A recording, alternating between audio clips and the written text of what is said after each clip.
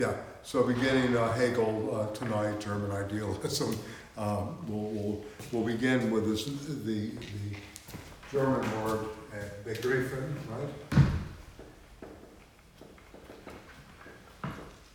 Which is literally to grasp.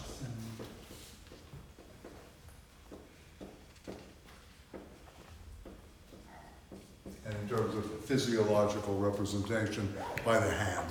A real understanding of what's being conceptualized, right? So he writes out the labor. Another term he uses often is the labor of the negative. It is only through the negative, in terms of the destruction or the negative thinking or determinate negation through the history of philosophy, by which we're going to get to the concept, right? And of course, the goal here is basically, the goal of the preface, to go back to where we're starting tonight.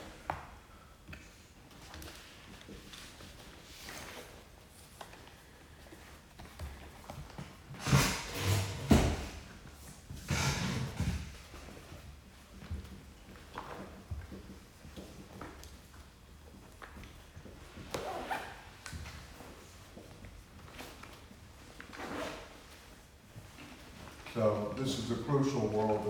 This is what philosophy does not talk about things. It is not narrative, right? It does. Okay, so philosophy is always an activity. Yeah. Okay, always an activity for Hegel. Yeah. Thought process is the movement from abstraction, which is always a movement. We talk about abstraction as a bad thing. But really, the movement is always out of the frozen wasteland of abstraction. And we never really get to the concrete. For him, of course, is the absolute knowing, which is guided by the absolute spirit. So we have this movement of spirit and knowing together. So Geist, right? and knowledge, or Kenntnis.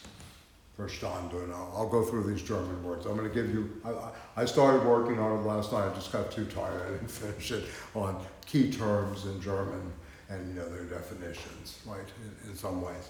But I want you to really kind of keep this in mind as we go as we go forward. The Begriff. Yeah. And in German you have Begriffenschriften, which is concept writing. So there's actually a field. There's a Doxography also as well, the writing of opinions, right? And of course Hegel is trying to get away from philosophy as accumulated opinions, or philosophy as accumulated arguments. And this is part of the reason for the dialectic. It's only through the dialectical movement and method that we get to scientific. Do you need another? I have one if you want. Yeah. Okay? Okay. So to frame this, yes, in the overall system, right, this is 1807, right? He's at Vienna. He has not gotten to Heidelberg yet. He goes to Heidelberg in 1816, where he gives the address. And from there, he is definitely in the moment of his later studies, which is of course the greater logic, the science of logic, which, as we know, Lenin made the remark: those who want to understand capital must understand the science of logic of Lenin. You must read the science of logic of Hegel. I'm sorry. Yeah, Lenin said this in his engagement. So anyway.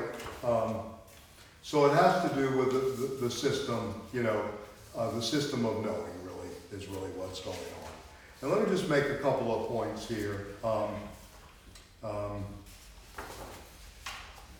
One point is definitely, what did I do with it? Okay. One point is, this is just the beginning, right, the scientific philosophy.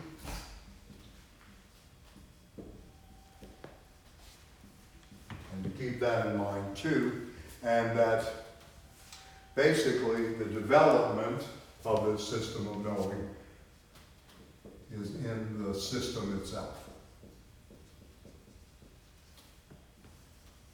which uses, the system uses the dialectical method.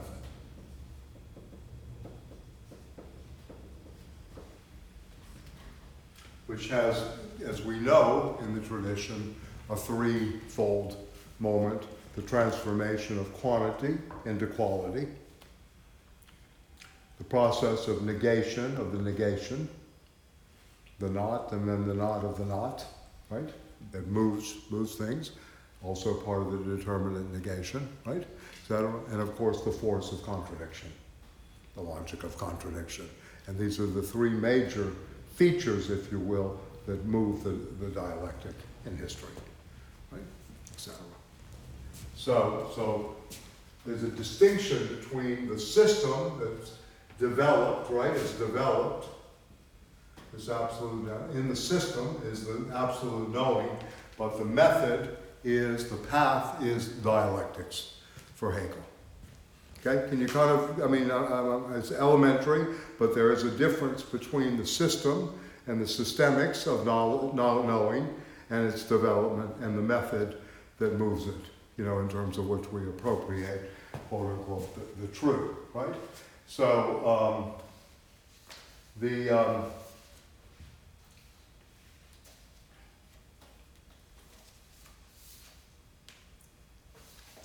So what we're really doing in this book, I mean, if you will, is it is a very interesting circularity, right, in which the beginning, the working premises, that begins with what is philosophy, what does the philosophical matter do, right?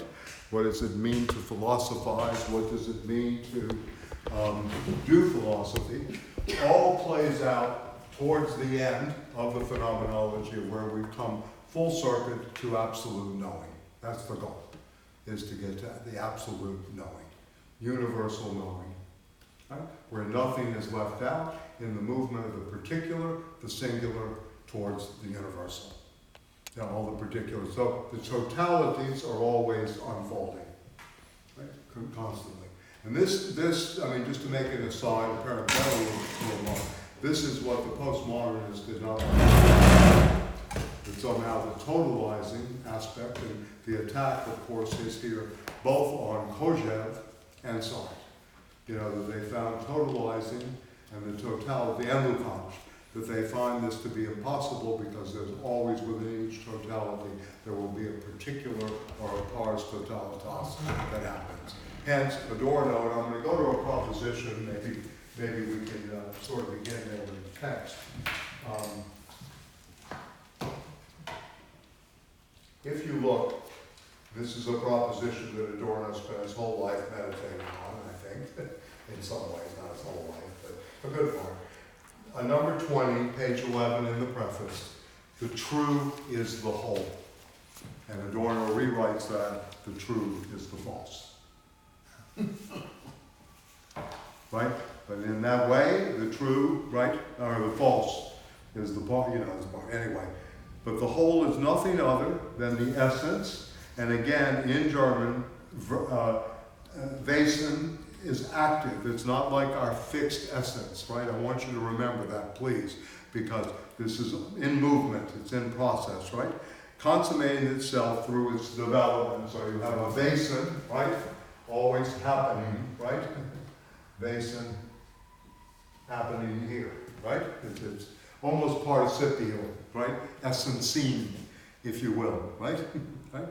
So, of the absolute, it must be said that it is essentially a result, that only in the end is it and what it truly is, and that precisely in this consists its nature, that is to be actual subject and the spontaneous becoming of itself.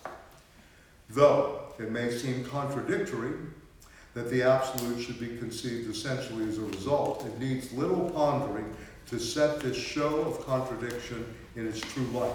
The beginning, the principle, or the absolute, so we begin with the absolute, as a first immediately enunciated, is only the universal. Just as when I say all animals, the expression cannot pass for zoology. right? So it is animals, right? This expression cannot, so it is equally plain that the words, the divine, the absolute, the eternal, do not express what is contained in them, and only such words, in fact, do express the intuition as something immediate. Whatever is more than such a word, even the transition to a mere proposition, contends a becoming other that has to be taken back or is a mediation.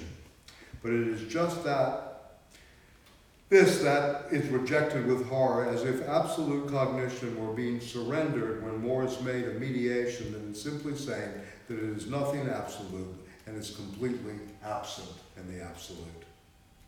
Okay, so let's take a look at this, to start with today, because this is sort of the crux of, where the postmodernists make their break, if you will, with Hegel's, both with the system of knowing and Hegel's capacity for totalizing it, and also, displaced in many ways the philosophical anthropology of both Alexander Kojève and of Sartre, right? Who both had Hegelian, tendency. If you read the critique of dialectical reasoning, right? Dialectical reason, you see in that Sartre is very Hegelian.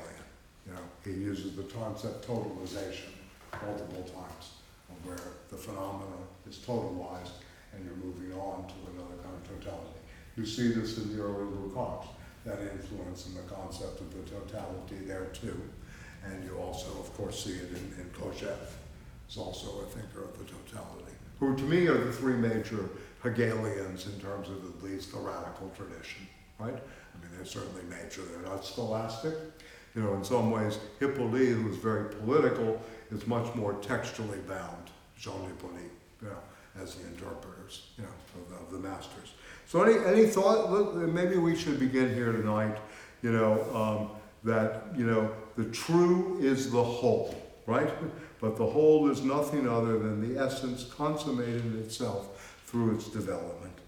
And the real key here is becoming other, the becoming other, stepping outside of oneself. And, the famous saying of Arthur Rimbaud, I am another, right? And this is a very crucial thing, certainly in Lacanian psychoanalysis, that the other, is really reading you.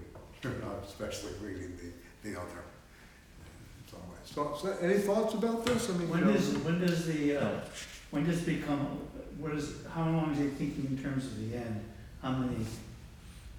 Well, the end here is the end of the concept coming back to what it is for us to get a true grasp of the concept, okay. Right? So this is not a question of durational time or, etc. It's a movement always, right? Yeah. Going towards this process, because again, the final, if you will, there's teleology here, is absolute knowledge or absolute knowing through the absolute idea, right? It becomes part of this knowing process, right? So, please. So when I read this, I took this to be sort of a critique, ultimately, of traditional logic, or where you only treat the name or the term. Formal logic. Right, exactly. In other words, yeah. Instead of the relation. Yeah, absolutely. Yeah. And so that's why this is important, is because he sets that into motion again. Yes, ultimately. Absolutely. All right. No, it's a very good point that here we're dealing with the whole is much more than just the usual formal logic of terms. Right. A is B, B right. is, There's no Q and P. Indeed. And the P and Q here, again, the task here, and this is very difficult to get to, and this is what he's looking for, is a presuppositionalist philosophy. Exactly. Stripping away all the veneer, if you will, all of the conceptual apparatus, all the history of philosophy. So this is really, truly radical restructuring of the history of philosophy, done through the experience of consciousness and experience of the consciousness of spirit, unfolding, the world historical spirit. Right. I mean, if that helps you relate to it, I mean, it becomes complicated, but you know, what you're really witnessing here is you read the morning newspaper, Hegel read it as a prayer, the morning prayer, because it is the world historical spirit unfolding. I call it the morning comedy. You know, Stanley called me on the day of 9/11 and said, "Where did Hegel write that?" That's what he said. He didn't say you were all right. He said, you know, it was funny. Yeah, where did you write that? So I found it in the waste book, and I gave the reference. I think Ellen Willis wanted it for some piece she was doing or something. So kind of funny in a way. But this is the world historical spirit. And in a way, what has happened in Marxism, because of the fixation only on labor capital relations and the whole thing of the working class, is that, you know, practically most of the transference of wealth to the Middle East, right? And the whole entire manufacturing sector going to China and that kind of recapitalization of the world system has been missed, because this is part of the world historical spirit, and instead we're all still debating Luxembourg and Lenin and reform and revolution and all of these things. I'm just saying, you know, from a Hegelian point of view, don't hear me as you know, reactionary towards Lenin or Luxembourg. That's not my intention here, please. David Harvey has had an awakening since he came back from China. I'm sure he did, yeah. And I mean, you know, I don't know if you know, but Aramco, which was the deal that the United States government made, which is the deal, this is the Faustian Pact with the Middle East, was 1933 with Franklin Roosevelt and the House of Saud in the formation of the American Arab Oil Company, which is the most valuable oil company in the world. They want to take public for $1.5 trillion. It will be the largest corporation in the world. Forget Amazon. Forget all this. Oh, it's a 10 million barrels of what? I'm sorry? It's a nation, basically. It's a nation state, yes. I mean, it's a nation itself. Of course, it's Saudi Arabia, it's Right. the kingdom. Right. But this was the deal that was to protect that since 1933. So everybody talks about the New Deal or Roosevelt and all of this. But really, at one level, foreign policy in the United States, if you read some of the world historical spirit, has been to protect this part of the world, right? Etc. Right. This is really what it's about. 10 million barrels of oil. Think about this. You know, what that does in terms of, and what kind of money is there. So we witnessed this 1973, we witnessed a tremendous structural shift. Not only do real wages stop, you know, when we go to nominal wages and no real growth from labor, the beginning of the credit system, but at the same time we're witnessing the greatest transference of wealth from one part of the world to another. You know, I mean, because they took hold of the OPEC, you know, raised the price of oil. Some of us are old enough to remember this, is probably before you, but you know, I used to pay, think of this, 25 cents a gallon for gas, right? And I remember waking up in Baltimore, you know, and all of a sudden it went to 99 cents. And people are yelling, ready to tear down the pumps. I remember it well too. I was on a motorcycle traveling down the coast of California, and suddenly I couldn't get any gasoline. Right, exactly. Yeah, people were blocks and blocks, you know, to get the gas. And then, of course, when they had the sale, knowing that the price would go up, you would have people around the block, you know, trying to get the gas before the weekend on Wednesdays, right, to leave on Fridays. You know, it's amazing. It was an amazing period. But what was really missed, right, we're still talking about, you know, struggles with the Soviet Union, the Cold War, and all this kind of stuff, but you're witnessing in this world historical spirit a completely different thing. Hegel doesn't speak to this world. I mean, he doesn't have much to really say in the lectures on the philosophy of history about the Persian Empire or the Persian Gulf, right, so to speak. He's, you know, but you know, this is Western philosophy at its you know, highest form, at least in terms of rational or reason unfolding in history too. So, but you know, if you look at this from the standpoint of what is this spirit and knowing do in this movement, right?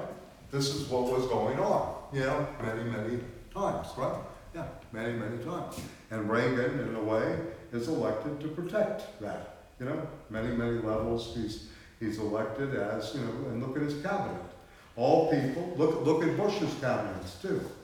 All people, the Carlyle group is completely associated with Aramco and the House of Sunderland. Even look at Trump, bowing down all the time.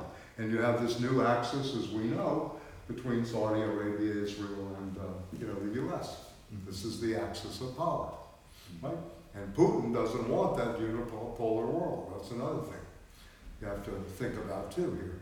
So Hegel gives us some hints, I think, about how to read, right? Not only the news, I mean, of course you can read the New York Times as it's basically the State Department ideology, and the Washington Post is basically getting the CIA codes and vice versa between the two papers. But in a way, we're seeing a very different kind of unfolding here, in history, right? Yeah, well, I think now also there's a breaking up of, there's real disagreement, I think, out there. In how, not so much on the goal, but just on how to get there. Yes, no, I agree with you there, of course. No, you see this, Trump, it's very close that he may be wasted by the so-called deep state. Yeah, I mean, if he keeps messing around with this, you see this latest blunder in the killing of the ISIS person, right? I mean, he's not getting, I like the baseball fans. In Washington, D.C., you heard about that? It was funny, yeah. But anyway, I'm speculating here, but this is what Hegel is really good at, is speculative philosophy based on a kind of presuppositionalist moment. I mean, you have to, take a step back and kind of say, it's not this ordinary way of perceiving, it's not this ordinary way of thinking, and we're dealing with a defamiliarized language. That's why I emphasize these terms, such as Wesen, such as Begriff, Begriffsschriften, the system in Hegel, the method, very, very different, right, in many ways. Yeah, please, go ahead. The spirit being the center of it. Yeah, the phenomenology of spirit, I mean, the title itself of the book, is really about the logic of the appearance of the spirit, right? And how do we give an account of that in history? And then he adds, world historical, he adds many things here. But in the process, it's also a cognizing or a cognitive processing, or knowing processing in a sense. Because he says we never really know the what fully.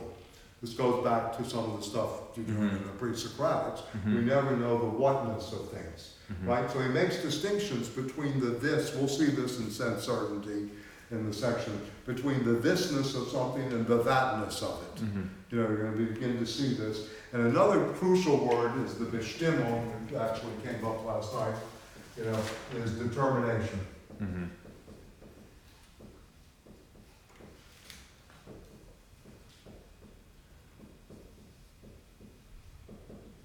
Very, very important word, because Hegel is always looking not at simple causes and effects. It's not the billiard ball in Hume that makes the impact, right, in terms of the cause and effect. It is basically multiple series of determinations. There is no simple cause, multiple layers, etc. And in Freud, in Lacan, in Althusser, overdetermination becomes a crucial concept alongside contradiction.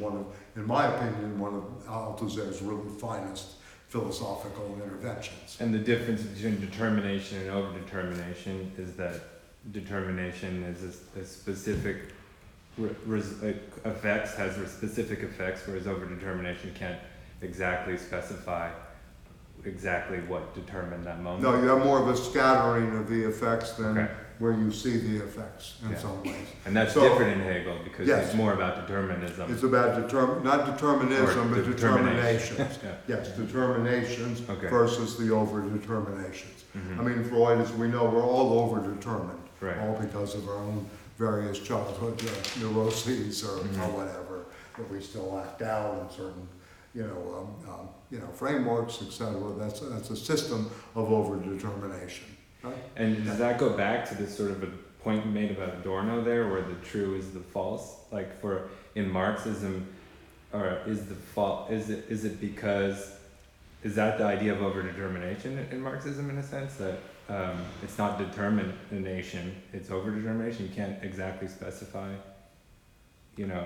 Yes, you can't fix it. I mean, Right. you know, in a certain way, the fixity is not really there, Mm-hmm. right, in some ways. Yeah, yeah, I'm trying to keep it open-ended. Look, there are ways of reading Hegel. When we say the end is the beginning, you know, just the beginning, we're also talking about the result is in the beginning already, Mm-hmm. in the Hegelian system. For Adorno and others of a certain strand of Marxism, if you will, or a certain, you know, kind of appropriation of Marx, they want to read Hegel non-teleologically, Right. that he has no ultimate goal, right, or final end.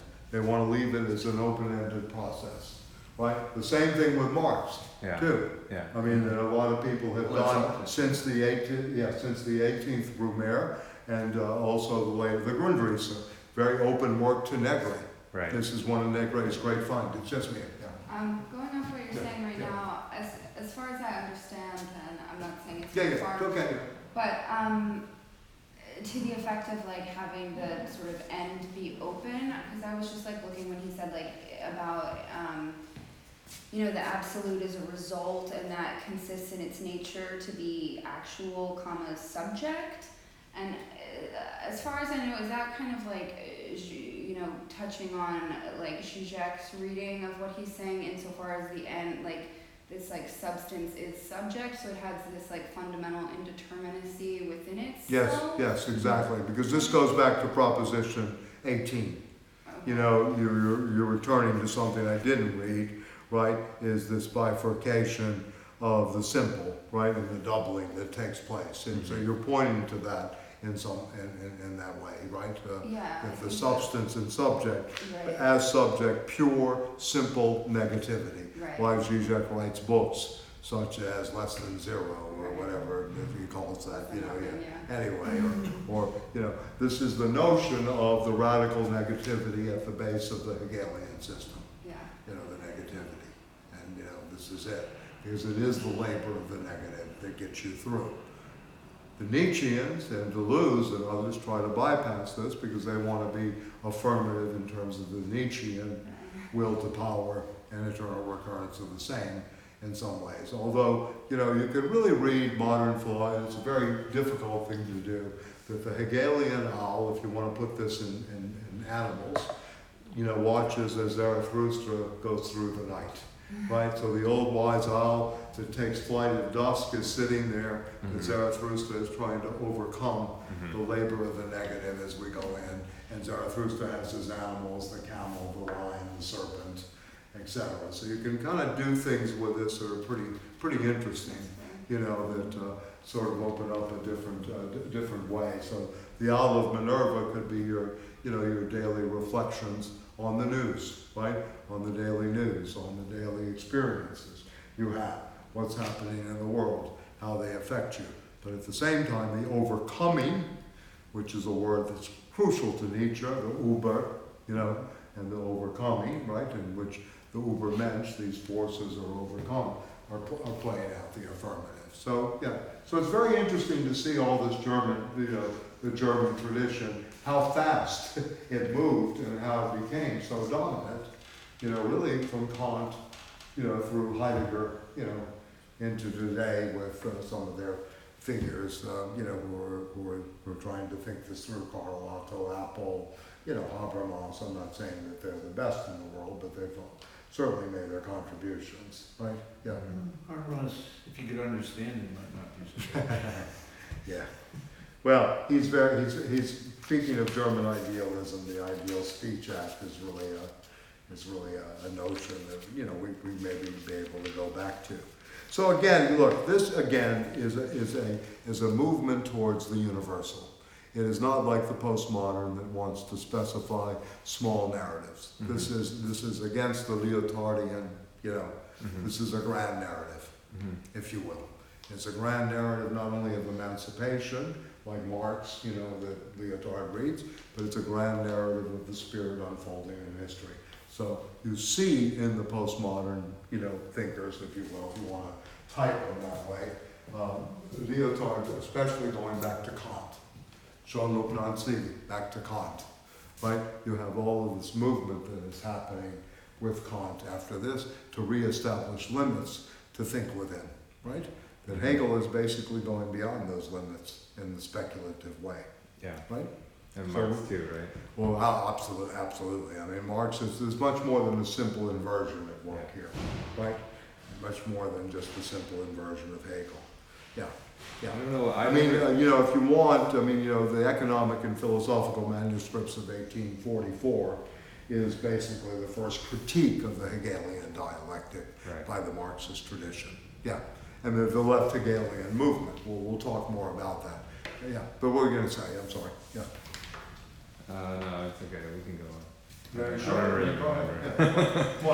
Yeah. What? Right? Well, Yeah. would you say that, for Hegel, the spirit is the center, but for Marx, it's material reality? Well, yeah, but I'm not so sure that Hegel is denying the material reality, Yeah. because the Sache and the self, the matter at hand, is Mhm. always taken up in a certain way. He's looking at something that we maybe consider, we have a hard time with spirit because it has religious connotations and all of that. We know in Marx the modern Trinity is land, labor, and capital, not the Father, Son, and Holy Ghost, right, in a way. And we have all this Christian baggage that goes with it. And Hegel certainly comes out of the theological, tradition. There's no question about it. You can read him maybe as the last great Christian too. I mean, that's a possibility of the reading. I don't read him that way, but I know a lot of people that do. I have friends who are Nietzschean who read him that way, that he's coming out of that. But at the same time, if you look at Hegel and say there's a materialistic predication here, right, working, you might be able to see that spirit, I talked a little bit about this first time, that Geist may be community too as well. It's the phenomenology of the community or the spirit of that community that's really at stake here, that takes you through the history of philosophy. Even if you just look again, this is helpful, I think, when you read a book like this, to keep going back to the table of contents, because you can see the direction here, right? After the 72 propositions of the preface, and then the next 16 of the introduction, you begin to see the introduction into consciousness, right? So the science of consciousness is the starting point with sense certainty and the this, that, and meaning. So immediately we go into that how sensation, how sense certainty can fool us, right, in a way. And the argument there is obviously with Descartes all the way to Fichte, who posits the I and the not I. Fichte and Schelling are throughout this book, in a way. And we're going to read just a little bit of Schelling to give you a taste of his good friend that he's always trying to argue with. A lot of this preface is about Schelling and intellectual intuition, right? Secondly, perception, or the thing and deception, right? How perception can, basically deceive us. And it's no accident that the phenomenologists, such as Merleau-Ponty, write a book called The Phenomenology of Perception. He writes this in the 40s. This is part of his early work. He first writes a book called The Structure of Behavior, which is a great attack on behaviorism, the Watson and Skinnerian version. And then he goes into what is the phenomena of how we perceive, right? What it goes on. And then you can see, then he goes into electricity and Faraday and other people, force and the understanding, appearance in the supra-sensible world. And this is an attempt to look at Kant, Verstanden, and Crofton, right? Force and understanding, and of course Newton at the same time. So you have all these things, operating in one book of philosophy. He's 36 when he writes this, right? And, he's in Yemen. And of course, the world historical spirit is Napoleon on horseback, the emperor, like Alexander conquering, eastward. For Aristotle, is the world historical spirit, and this is always obviously a philosopher's dream, but Hegel ended up, for some people, the reductionist Hegel ends up with the Third Reich, that the state is the rational of the real. And there are hints towards this, but you have to be very careful when you read this. This is why a person like Eric Weil in 1929 writes a book on Hegel and the state. You know, Kojève trying to save, you know, during, you know, the early stages of the post-Leon Blum moment and the beginning of Marshall Pétain's, you know, rule in Vichy a little later, and after Kojève gives the lectures on Hegel. So anyway, you can see this working. So you have consciousness, and then the self-consciousness, in which we begin to see shapes of consciousness. We begin to see the actual gestalts of consciousness. So I can see Mia and I say, oh, to me there's a shape of a stoical consciousness there, right? And he gives descriptions of this, right? So it's very interesting how he does this. And it's not psychological, it's based on the history of philosophy. It's not personal either, it's not personhood either. It's really based on a very consistent reading of the history of philosophy. So going back to what you said, he starts writing the history of philosophy, gives the lectures on the history of philosophy in a very active, thorough way in 1816, 9 years after this book, and then he starts fleshing out the science of logic until his death, and keeps going back. So this is the really first part, if you will, right, of the system of knowing in a much, much broader context. So then you can see in reason, how do we have observing reason, first nature, right? And you can see how much Marx gets from this, right? Labor and nature, labor acting on nature, etc. The description in general, Marx, laws, observations of the organic, teleology, the inner and the outer, the laws of the pure movement, etc. He goes on. And then he goes into self-consciousness and its purity, and then physiognomy and phrenology, brain size. You know, he was into that movement during the 19th century, Hegel. And then he goes through, you know, self-consciousness and activity, pleasure and necessity, right? You know, need and, you know, and pleasure. He has a very, very strong section. The law of the heart, right? And self-frenzy. You know, because he's attacking Rousseau in terms of the noble soul, right? Because he's actually reading terror, right? Reason is lawgiver as you look down on this. So this is the first part, you know, is basically consciousness, self-consciousness, and reason. So the thing is to try to grasp, you know, the overarching concept and then work your way back up to it. You know, presuppose that we're doing, you know, consciousness first, right? And how does consciousness work from natural movement, right, to consciousness of reason, right? How do we get that from there, you know? A lot of people are very in tune with nature, but the Hegel, that's just natural consciousness, right? It's not really consciousness in its highest form, right? Yeah. Right? So anyway, and then you see spirit, and this is why the new translation may be civil society or the community, because he says the ethical order, human and divine law. This is on Antigone, that section.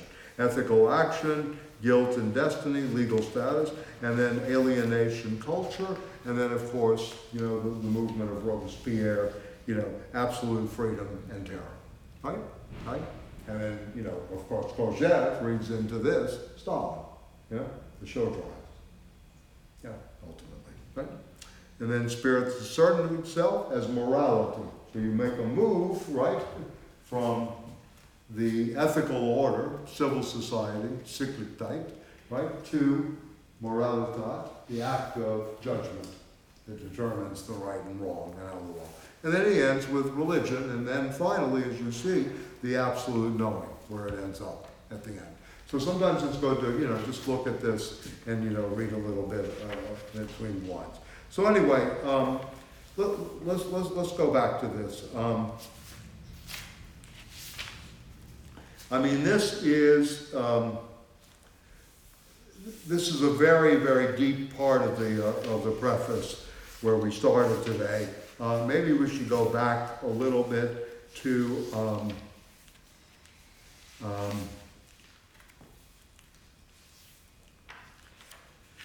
number 13,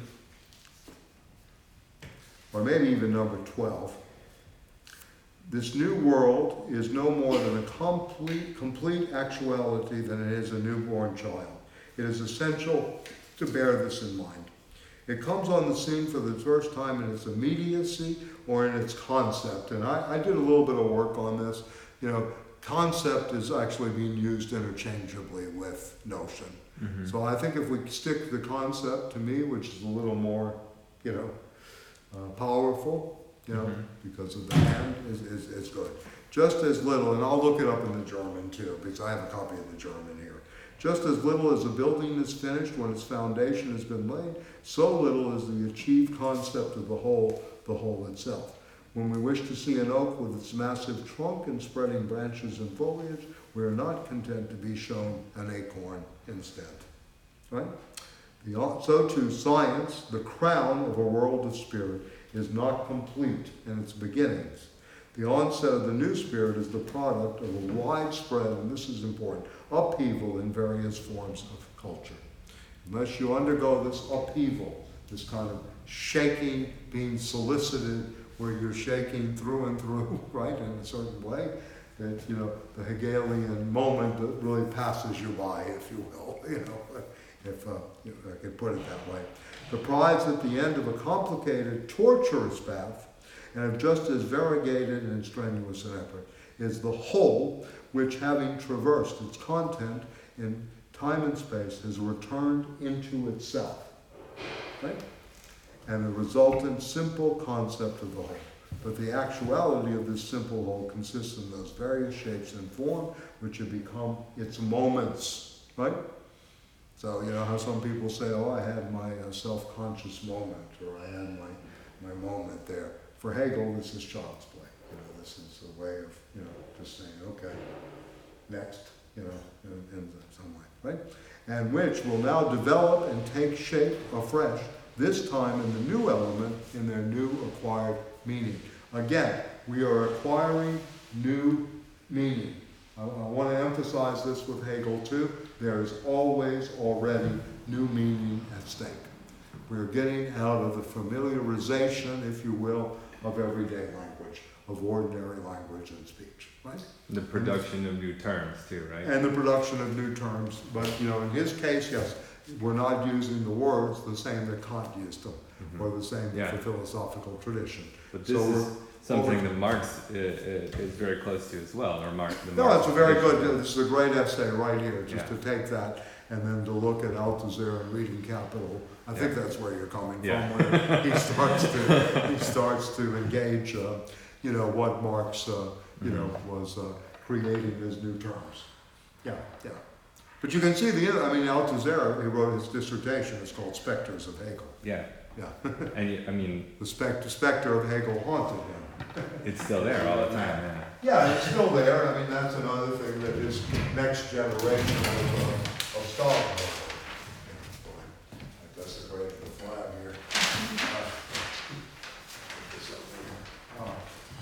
Yeah, this is the next generation was very upset about that Hegel was hidden from them, even though Hegel has a tremendous richness. Right. You just can't read Spinoza and say we're done with Hegel. You know, you have to read both. In my estimation.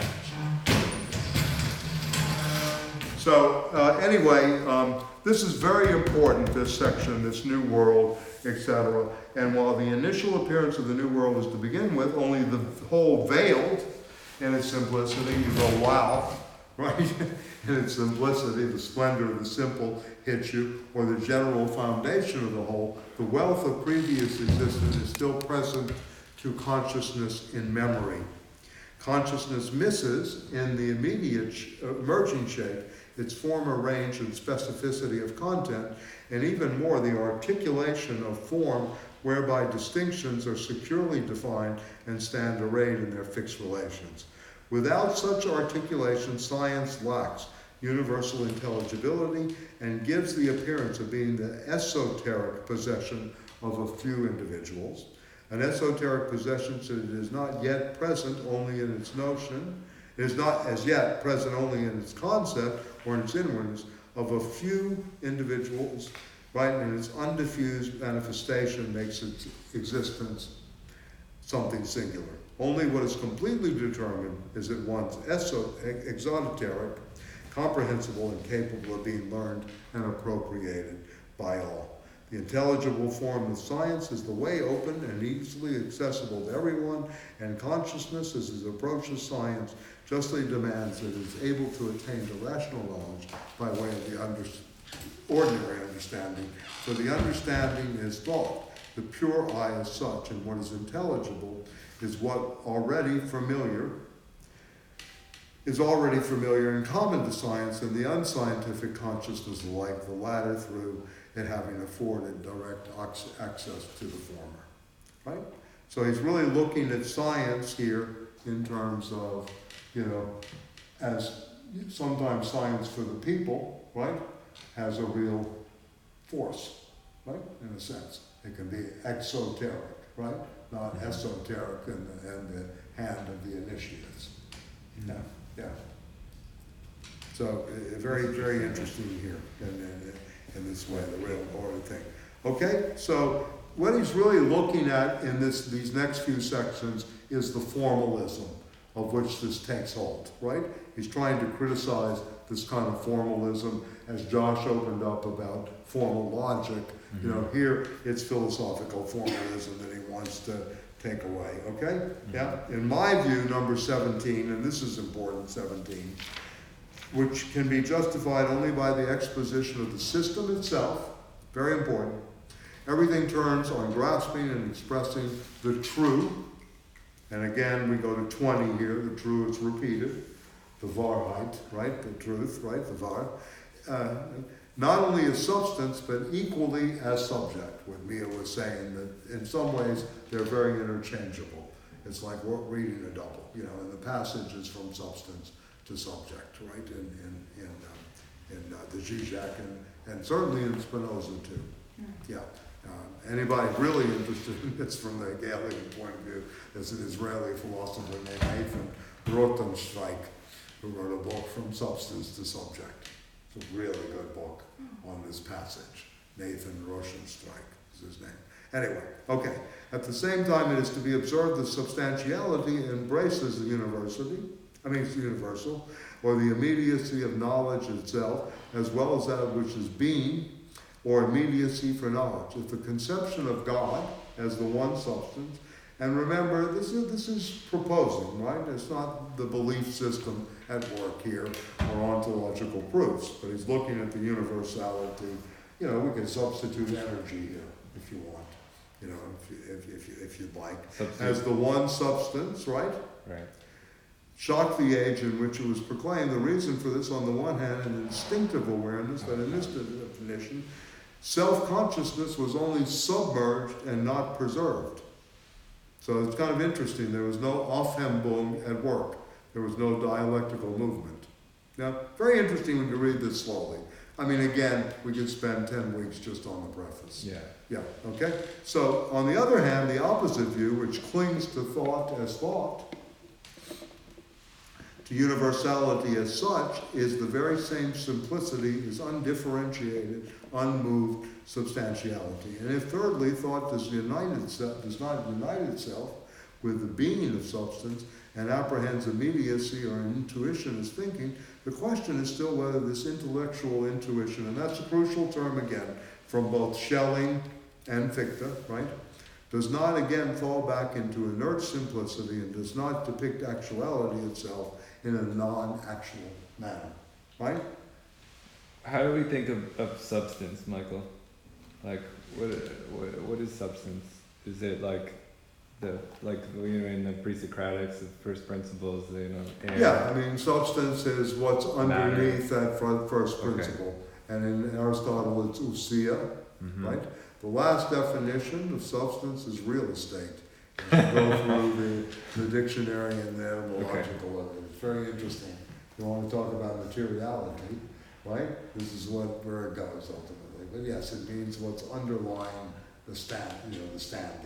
So to speak. Okay? That's it's good. in the yeah. And there's a very good journal called Substance that came out of I think SUNY, Binghamton or Buffalo, one of those places, but very good journal. Yeah.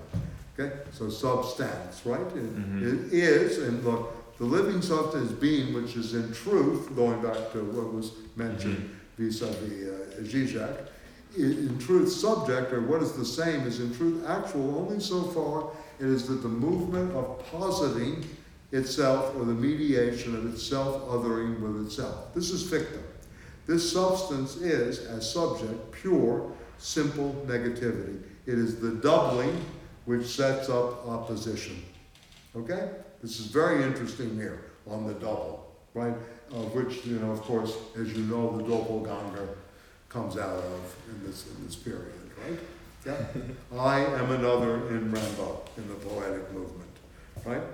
The doppelganger, the double, Otto Rank, very good in psychoanalytic history on the double and its work. So Hegel is working through this period, this movement of awareness back and forth.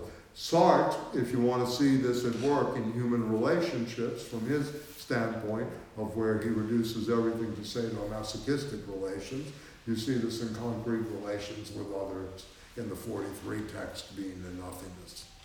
Kind of interesting the way he looks at, subject and positing of the I. The lovers are like two hypnotists going at each other. That's what love for Sartre is. Right.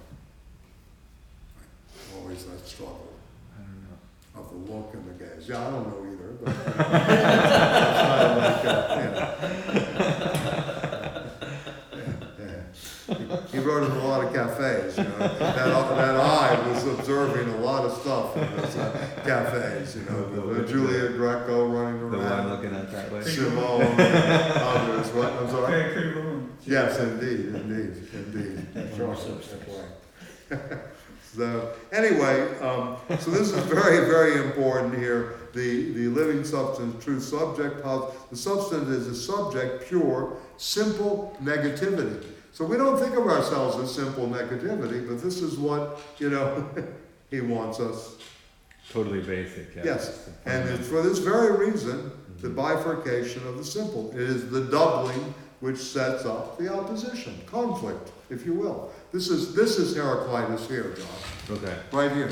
It's a very interesting moment of war as the father of all things, the realm of opposites. In Artaud's class, you'll probably look at contraries and categories of Aristotle. Yeah. This is basically coming out of Aristotle's theories of contraries and at the same time opposition, which is also part of the dialectic, the thetical and the antithetical at work, right? In many ways. How does this tension work? And what we fail to do is we don't really live in this force field of contradiction.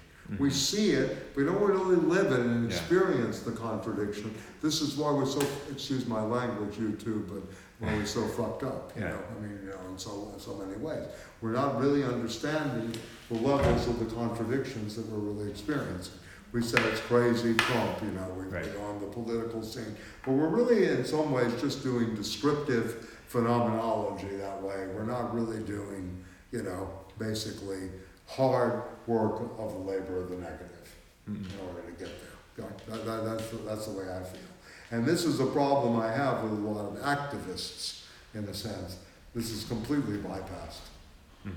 Completely. So much, so much. I'm not saying that you don't need them, but it's bypassed in terms of identity politics. You read this carefully, you've got your argument against identity politics here. Yeah, well, against identity opposition. Yeah, No against such identity. No such There's thing. no such thing as identity. Who can say what your sexual identity is? That changes, all the time. Right? I mean, to label oneself, it's crazy, I think, in a way, right? It's a bureaucratic, rationality at work, in this sense. Yeah, that was Zizek's whole thing in his talk. Yes, absolutely. Yeah, absolutely. Yeah. Yeah, I can see you were moving the camera a little bit on the struck. Yeah, okay, cool. All right. Okay, so this is interesting. And then again, the negation of the indifferent diversity. And I like this use of the adjectival modifier, the indifferent diversity, and of its antithesis, the immediate simplicity. This is in Proposition 18. This is a very famous, these two, 18 and 20, are very famous in terms of commentary, right? From substance to subject, and the true is the whole. Okay, so these are the two, very central propositions in some ways. But I have other stuff for you, believe me, tonight. So anyway, only this self-restoring sameness, or this reflection in otherness within itself. And I mean, put yourself, I am another. What this does to you, that you kind of get outside of, all this labeling, all this taken for grantedness, etc. Right? You begin to see very differently. You begin to perceive very differently. Right? It's not only empathy or sympathetic understanding anymore. It's a complete radicalization of who and what you are in this context. Right? So is the true, this is interesting, only the self-restoring sameness, or this reflection in otherness within itself, not an original unity as such, is the true. Right? So this is maybe where your Adorno comment is really located. How do we look at this as, not a totality or a wholeness, Right. and we look at it as only the false is the whole, It's the true. partial movement, right? It is the process of its own becoming, the circle that presupposes its end as its goal, having its end also its beginning, what I was talking about earlier, and only by being worked out to its end is it actual. Right. Does the actuality take place? Okay? And that's true. This is the subject-object right there also. And this is the first instance where he describes the dialectic. And also predication. Yeah. What is predication in this case? Sure, yeah. This is really where he's going. What is the predication Right. that is happening here, right? Not only a subject-object, but also in the, Right. the is, once again, in terms of its form. Right? So thus the life of God and divine cognition may well be spoken as a disporting of love with itself. But this idea sinks into mere edification and even insipidity, if it lacks the seriousness, the suffering, the patience, and the labor of the negative. I want to emphasize that. Labor of the negative. Anybody interested in following this up in terms of the dialectic, Marcuse's great little piece on the dialectic at the beginning of Reason and Revolution, his book on Hegel, The Rise of Social Theory, is really worth reading. It's only 5 pages. I'll see if I can make a copy. My copy's so beat up, I don't know, but I'll try to find it. It's on the dialectic and on the power of negative thinking. He begins to says, we have lost the power to think negatively. So of course in America or in many relations, you're too negative, you're so negative and all this. This is so far from the point of what he's doing here. It's really a series of determinate negations. Yeah, it completely misunderstands the idea Completely of the misunderstands. negative. Absolutely. The way we use negativism Absolutely. has nothing to do with this. The popular appropriation of this is terrible. Yeah. Really, and it's very disproportionate to, You know how many times I've been called, you're so negative. Yeah. You're so negative. Only leads to the positive. Yeah, exactly. That's what I said. Accentuate the positive. Anyway, don't mess with Mr. In Between. Yeah. Anyway, that's a Hegelian song. I don't know if you know this one, but it's a great. You got to accentuate the positive, the negative, but don't mess with Mr. In Between. Anyway, okay. So if it lacks the suffering in itself, that life is indeed one of untroubled equality and unity with itself. What a dream, huh? I mean, to talk about this guy as only an idealist is kind of ridiculous when you read this carefully. For which otherness and alienation and the overcoming of alienation are not serious matters. Here's your marks right here in the beginning, the critique, right here. But this in itself is abstract, the Ansich, is abstract universality in which the nature of the divine life to be for itself, and so too the self-movement of the form, are altogether left out of account. Right? If the form is declared to be the same as the essence, then it is ipso facto a mistake to suppose that knowing can be satisfied within itself or the essence, but can get along without the form, that the absolute principle or the absolute intuition makes the working out of the former or the development of the latter superfluous. Just because the form is as essential to the essence as the essence is itself, the divine essence is not to be conceived and expressed merely as essence, that is, as an immediate substance or pure self-contemplation of the divine, but likewise as form. Okay, this is interesting, right? As form, right? And in the whole wealth of the developed form, but only then is it conceived as an actuality. So we have to think forms right here, not just ontological proofs for the existence of God, right? This is a move against the medieval tradition. This is also a move against the theological tradition, and also Strauss and others, the life of Jesus during this time. So this is interesting too, because you have the theological being taken on as well here. Now, this is the monster. I mean, I just want to say, the whole generation is being taken on by this book. Kant, Fichte, Schelling, Strauss, right? All this, and then you see what happens to the left Hegelians, Bruno Bauer, and others, Max Stirner. The ego in its own begins to play out later. You begin to really see this. I mean, if you reread this with a kind of materialist lens, you begin to see how much, Marx and the Holy Family, how much Marx and the German ideology understands this so deeply. Right? It's just not that you read Marx, you begin to read at a very different level, and you know where the antagonists are and what's prevalent as the arguments of that day, right? In many ways, right? Yeah. So when he poses alienation, is he saying that you need alienation to come to understanding, right? Absolutely. Without alienation, you're not living. Right. Without an awareness of your own, alienation. And It's such a negative word, and again, in English, you're negative, and you think alienation's a positive term. I'm not saying it's a positive term, but it's actually part of the process. Part of the process. Yeah, and Lacan speaks of alienation. Freud doesn't really speak of alienation, but Lacan, because of the Hegelian, I think, import, he hung out with Hegelians.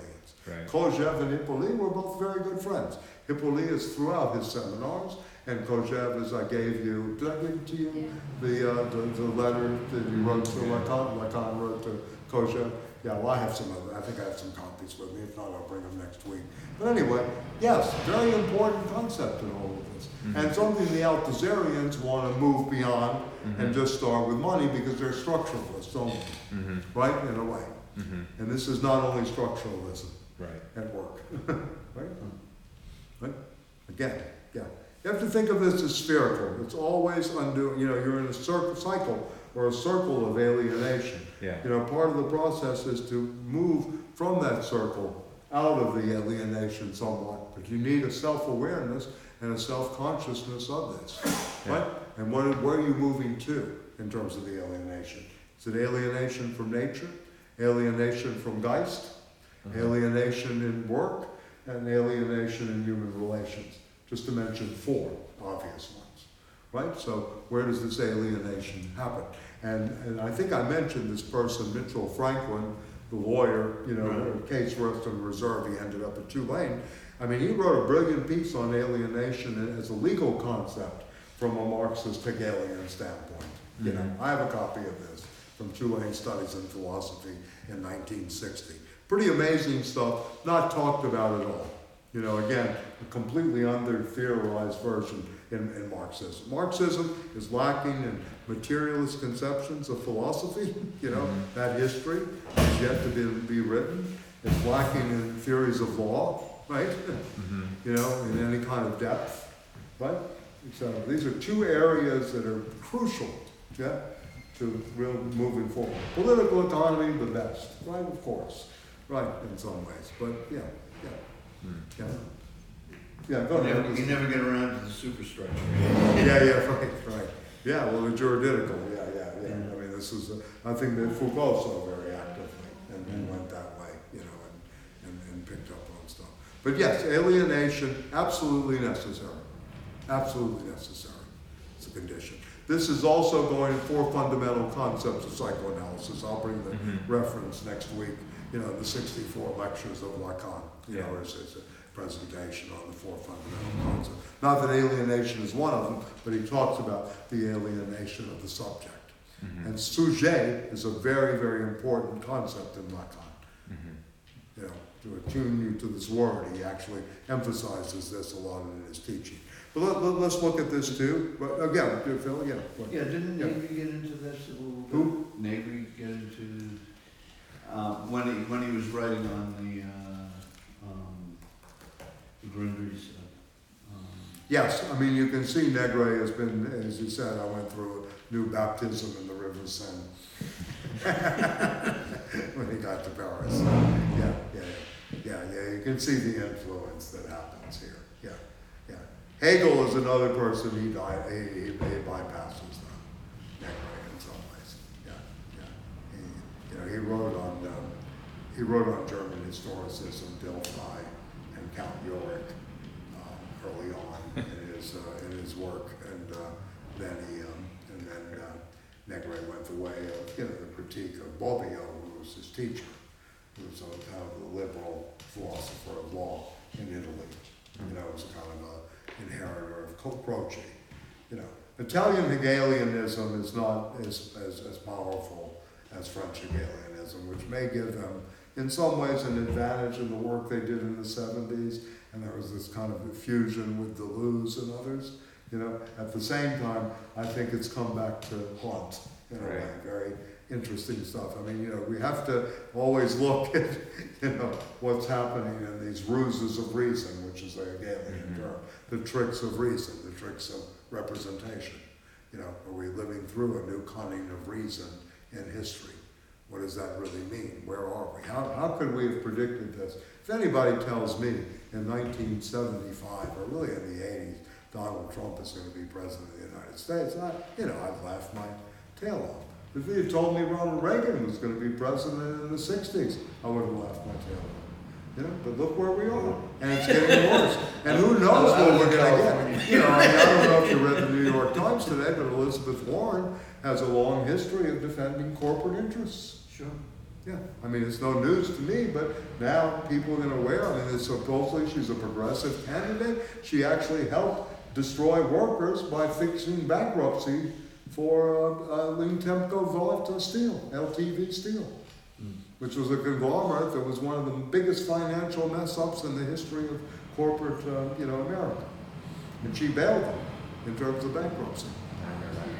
Yes, she is an opportunist. You can see it in her face. So right? she's a Catholic. The librarian. Oh, yes! Yeah, anyway. To her bones. Yeah, to the bone. And she's going to defend the system. Always, right? And the only person we have on the scene is Sanders, and this is what everything is geared by the DNC, right? Yeah.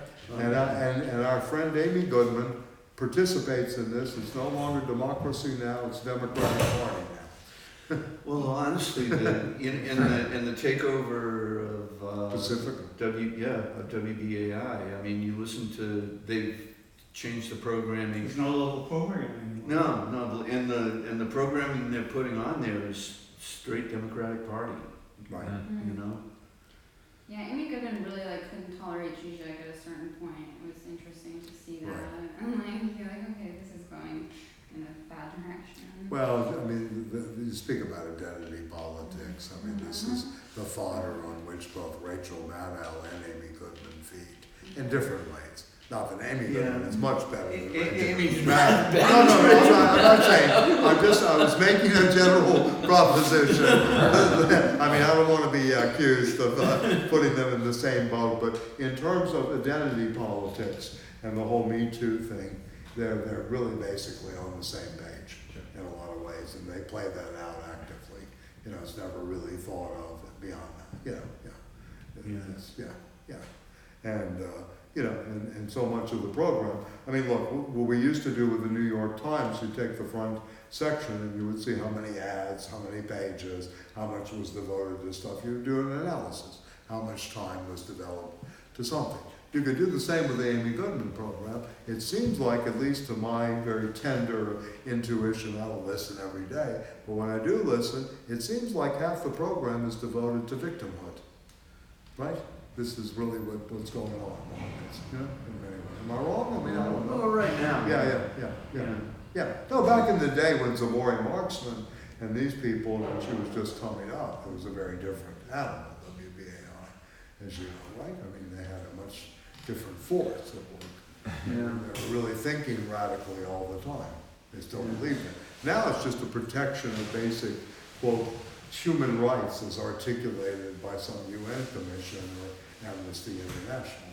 You know, I mean, I don't see any radicality there anymore. Or how about like Alexandra Ocasio-Cortez like chiding Mark Zuckerberg for not like censoring Facebook? Like we want like the leftist project is to have Mark Zuckerberg like censor political content. That was absurd. Please cover our eyes. We don't want to see this. Who said they liked his haircut when he went? Someone said they liked his haircut.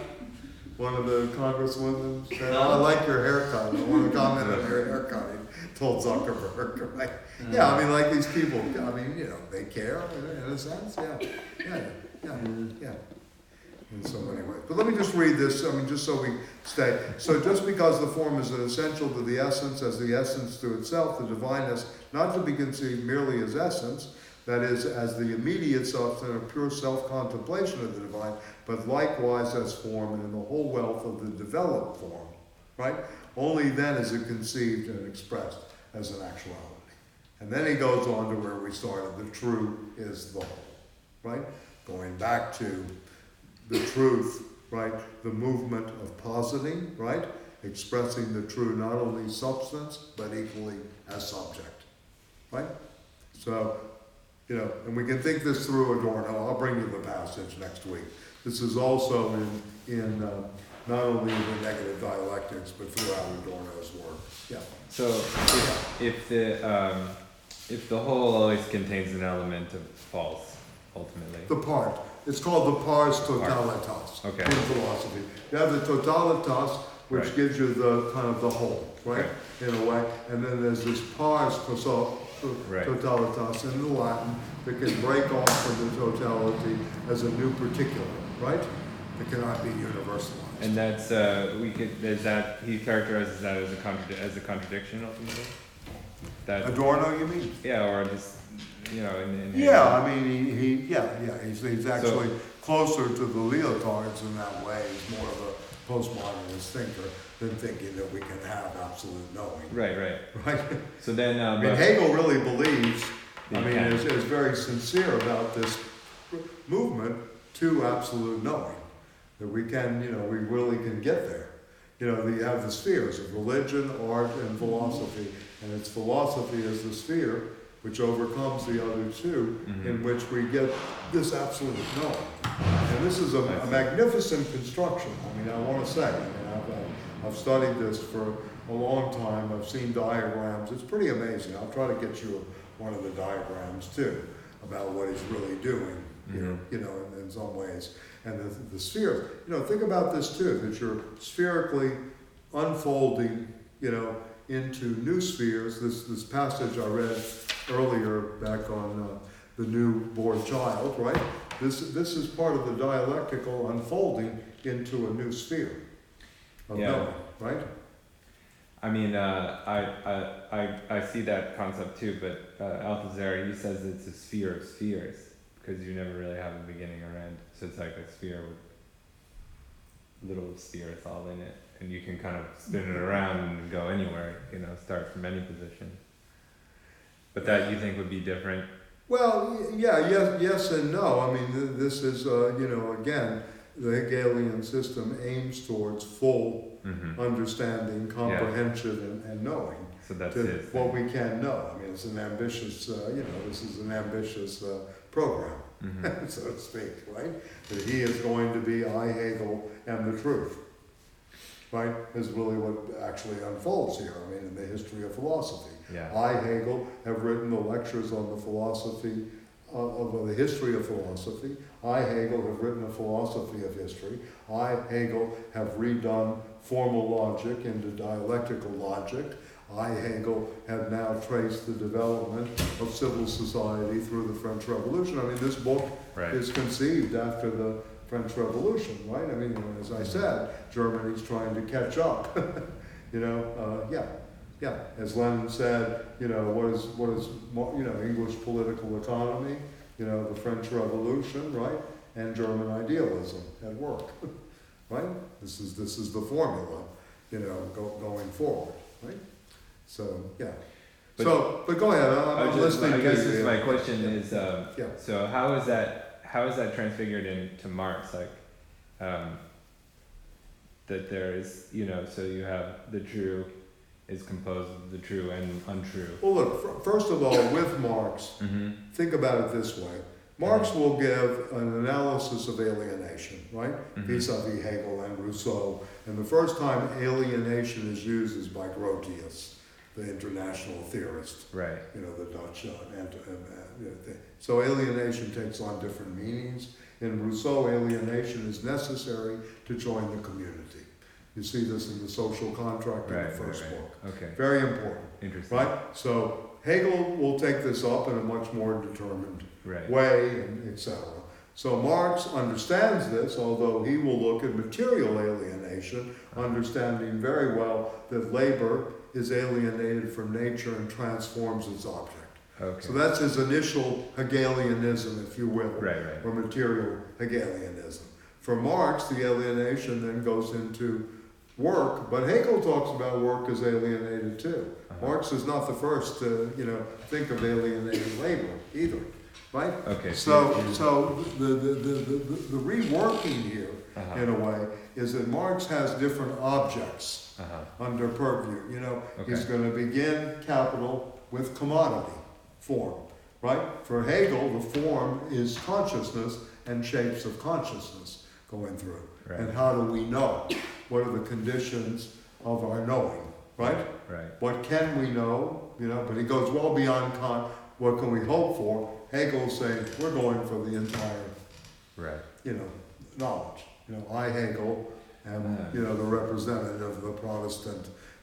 I do what Luther did for the Bible. I do for German philosophy, with philosophy.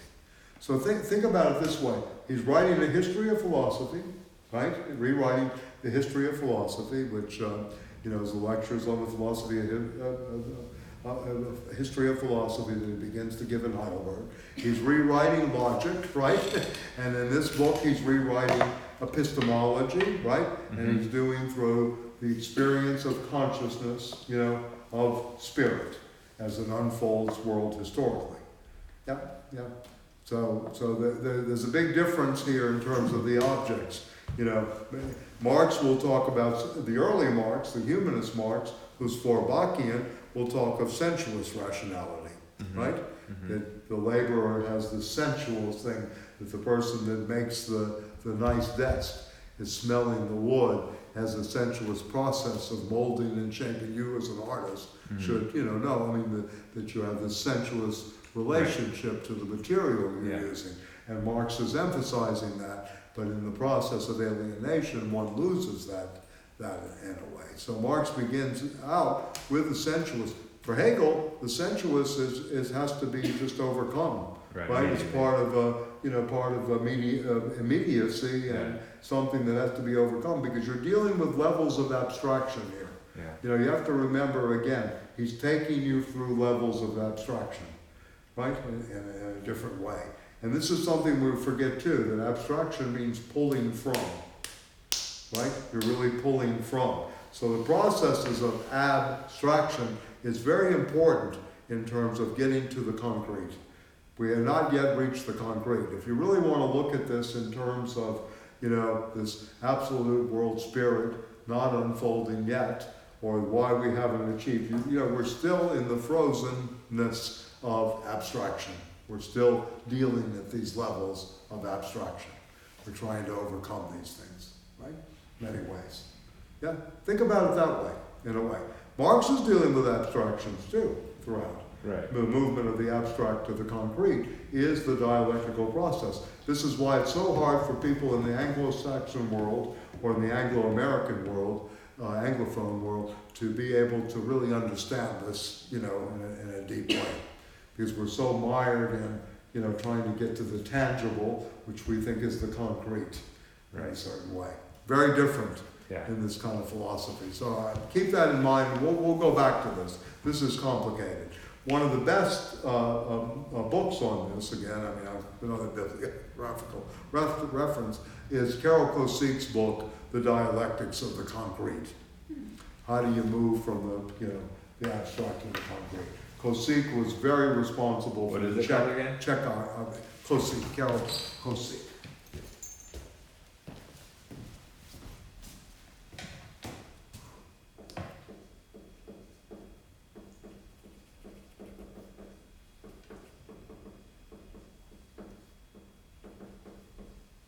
Czechoslovakian philosopher.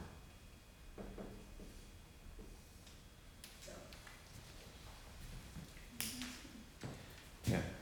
And Dasein is an abstraction, even though it's being there. Mm-hmm. It puts you back on the ground, but it's still an abstraction from where you move, right? And being in time, right? The historicity, right? The horizon of temporality, etc.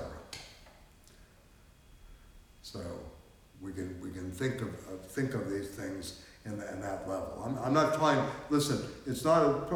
We're confused, according to these thinkers, to Hegel, Marx, and the like. We're very confused about things. To begin with, our educational system adds to that confusion constantly. As we know. I see it in the classrooms all the time. The way the kids can't even read an assignment. They can't read the whole page. I gave them a lecture about attention economy today. Let's get it up to maybe 3 minutes today. Read at least the assignment at the Metropolitan Museum. So, but anyway, it's a disaster. It's a disaster out there, right? In so many ways. And look, you can go back and look at the New York Times from the 70s. Take the front page in the 70s when Watergate's unfolding and read it today compared to what they're doing with Trump. The quality of the writing, the quality of the Well, there's very little factual there. Right. What were you saying? I said there's very little factual there. Right. It's. Yeah. Okay. So up till number, let me do this. So up to 20, we've gone through the formalism, the need for science, the science of the concept, etc. He brings up experience earlier, the progressive unfolding of truth. What I want to do is just give you a few propositions under certain headings, right? So philosophy itself is mentioned, what philosophy is doing, right? In a sense that we begin to see philosophy not with unessential determinations. Page 27, proposition 47, just to give you some reading strategies here. 47, 48, 49, and then again he goes on to philosophy again, how the study of philosophy. Number 67, that proposition, 68, 69, 70, and 71, and 72 is all about the study of philosophy. I'm sorry, These are all, 67? the first one is basically 47, number 47, proposition 47, has to do not with unessential, but with a determination insofar as it is essential, right? Its element and content is not the abstract or the non-actual, but the actual, that which posits itself in a live, within itself, existence within its own notion, right? Anyway, it's a very important passage about philosophy. This is after he's done the thing about mathematical truths, right? In which he's not so crazy about, 42 through 47. So then 67 is really about the study of philosophy, that philosophy should be made a serious business again. And this is very interesting. You need that, or you gotta go? Oh, you gotta go, okay. Okay, and then 66 before you go, very important on dialectical movement, since you're gonna go pedal the bike now. Anyway, in 66, proposition 66, bear in mind that dialectical movement likewise has propositions for its parts or elements, right? And in going back to Adorno, Adorno's strategy is to push the negative dialectic to the limit. That's one of the reasons he'll say the true is the false. And he's pushing to the extremes there. Right. Okay? Yeah. So we'll talk more about this, yeah. I mean, an interesting illustration of the negative dialectic is in the novel of Thomas Mann, Dr. Faustus, Adrian Louvercorn, and Serenus Zeitblum, and that dynamic between the two of them. So, okay, so just a couple of asides there. Now let me do this too, because I did, kind of look at this through kind of breaking down the preface. I guess I don't have an eraser again. I should bring a Kleenex. There's an eraser over here. What's that? I'm sorry. There's an eraser over here. Oh, they are? Okay, wait. Thank you. Yeah, thank you so much. Yeah, good. Okay, so again, we'll see you, Phil. See you soon. Oh wow, functioning eraser. Yeah, it works, huh?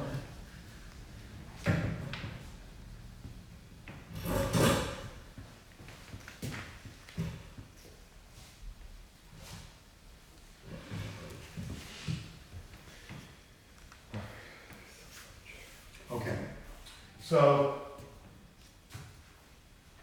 the goal of the preface, and this is all on the preface. Let's say the goal of the preface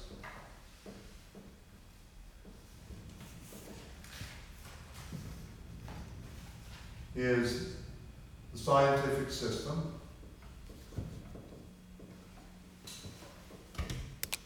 This is a proposal for a scientific system. Right?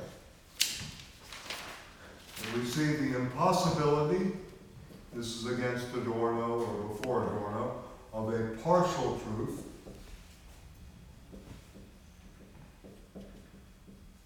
And you can read proposition 20 in this light if you want to. And truth is a total knowledge, right, or an absolute knowledge.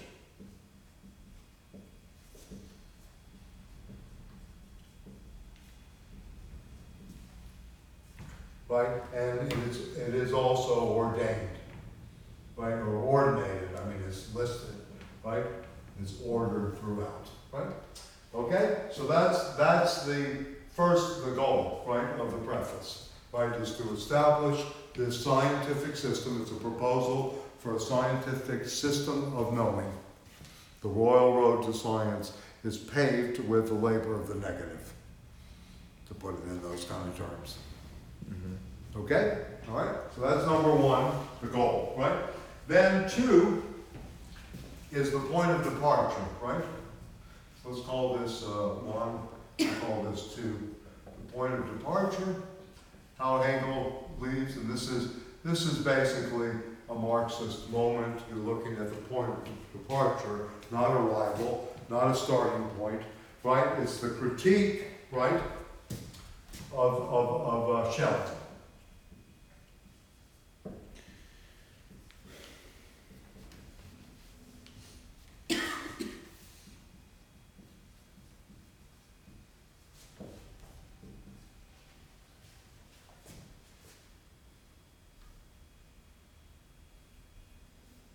And he does so through, let's say,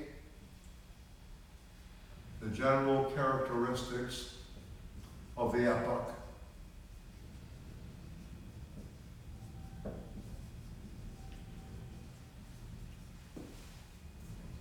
Right? And B, the signs which we read today, of a new epoch, the birth, right? Mhm.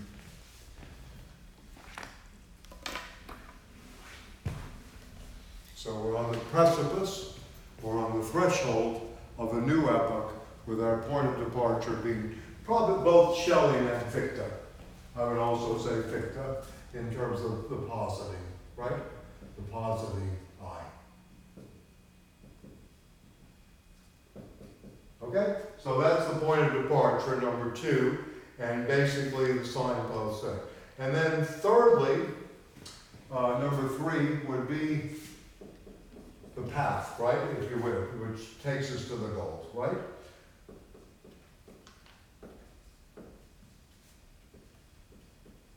First thing is substance, right, as subject, or insofar as subject, right? Okay, and we read from that today too, right? So, as subject.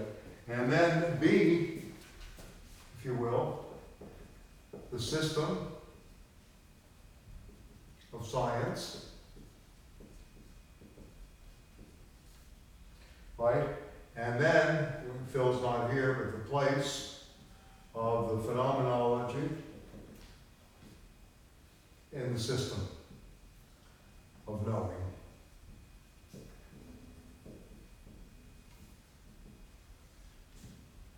Right? It is an introduction of the system. It is the first part of the system, so it functions as introduction to the system of knowing. It functions also as the first part of the system. And 3, it is the science of the experience of consciousness.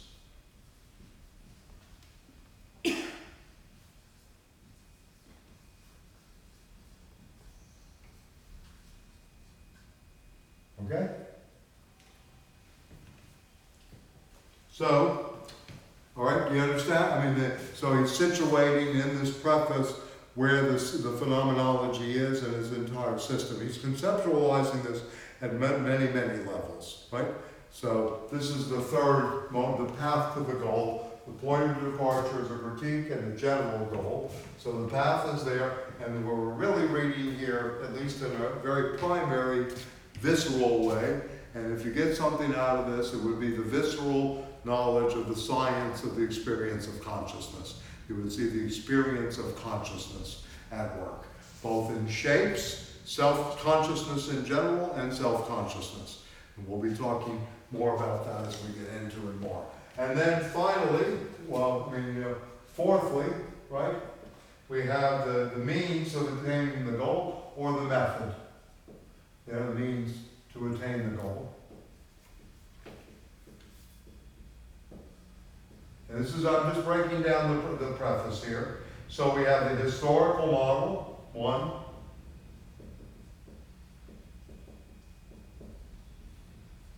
We have the mathematical model, which he does not like, and that's number 42, proposition 42, I think through 46.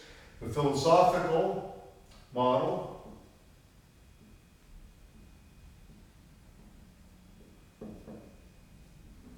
why studying philosophy, etc., or the scientific.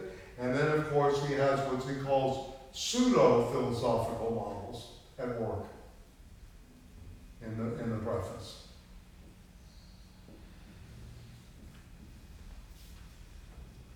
So when Adorno uses models, right, critical models, he's taking this from Hegel, the model, right? And you have the historical, the philosophical, the mathematical, Badiou.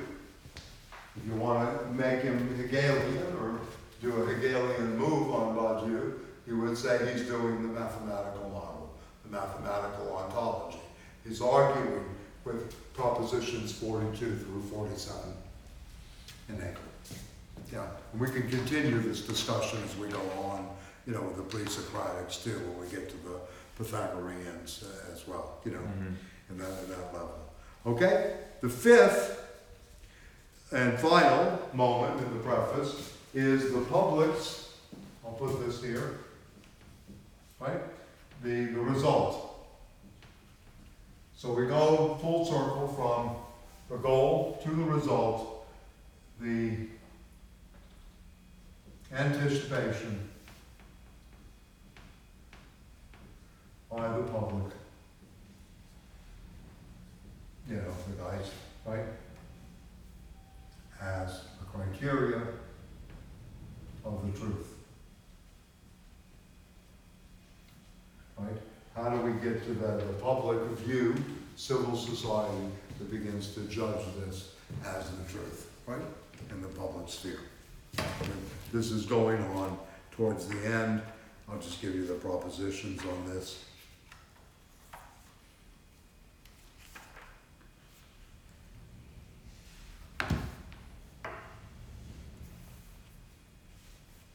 Yep.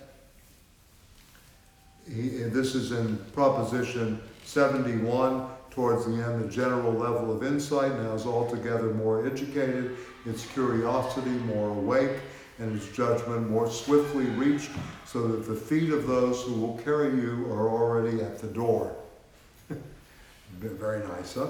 But from this, we must often distinguish the more gradual effect which corrects the attention extorted by imposing assurances and corrections. 2, contemptuous censure, and give some writers an audience only after a time, while others after a time have no audience left.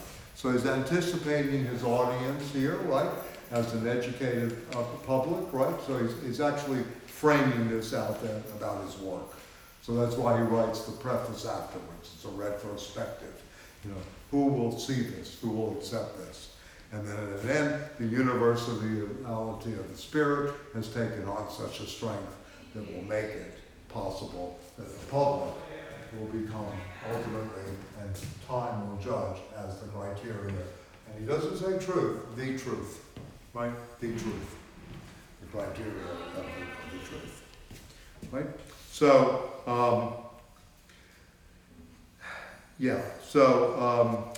so you have in moving from this, and just to give you an anticipation too, you have the necessity of why a phenomenology.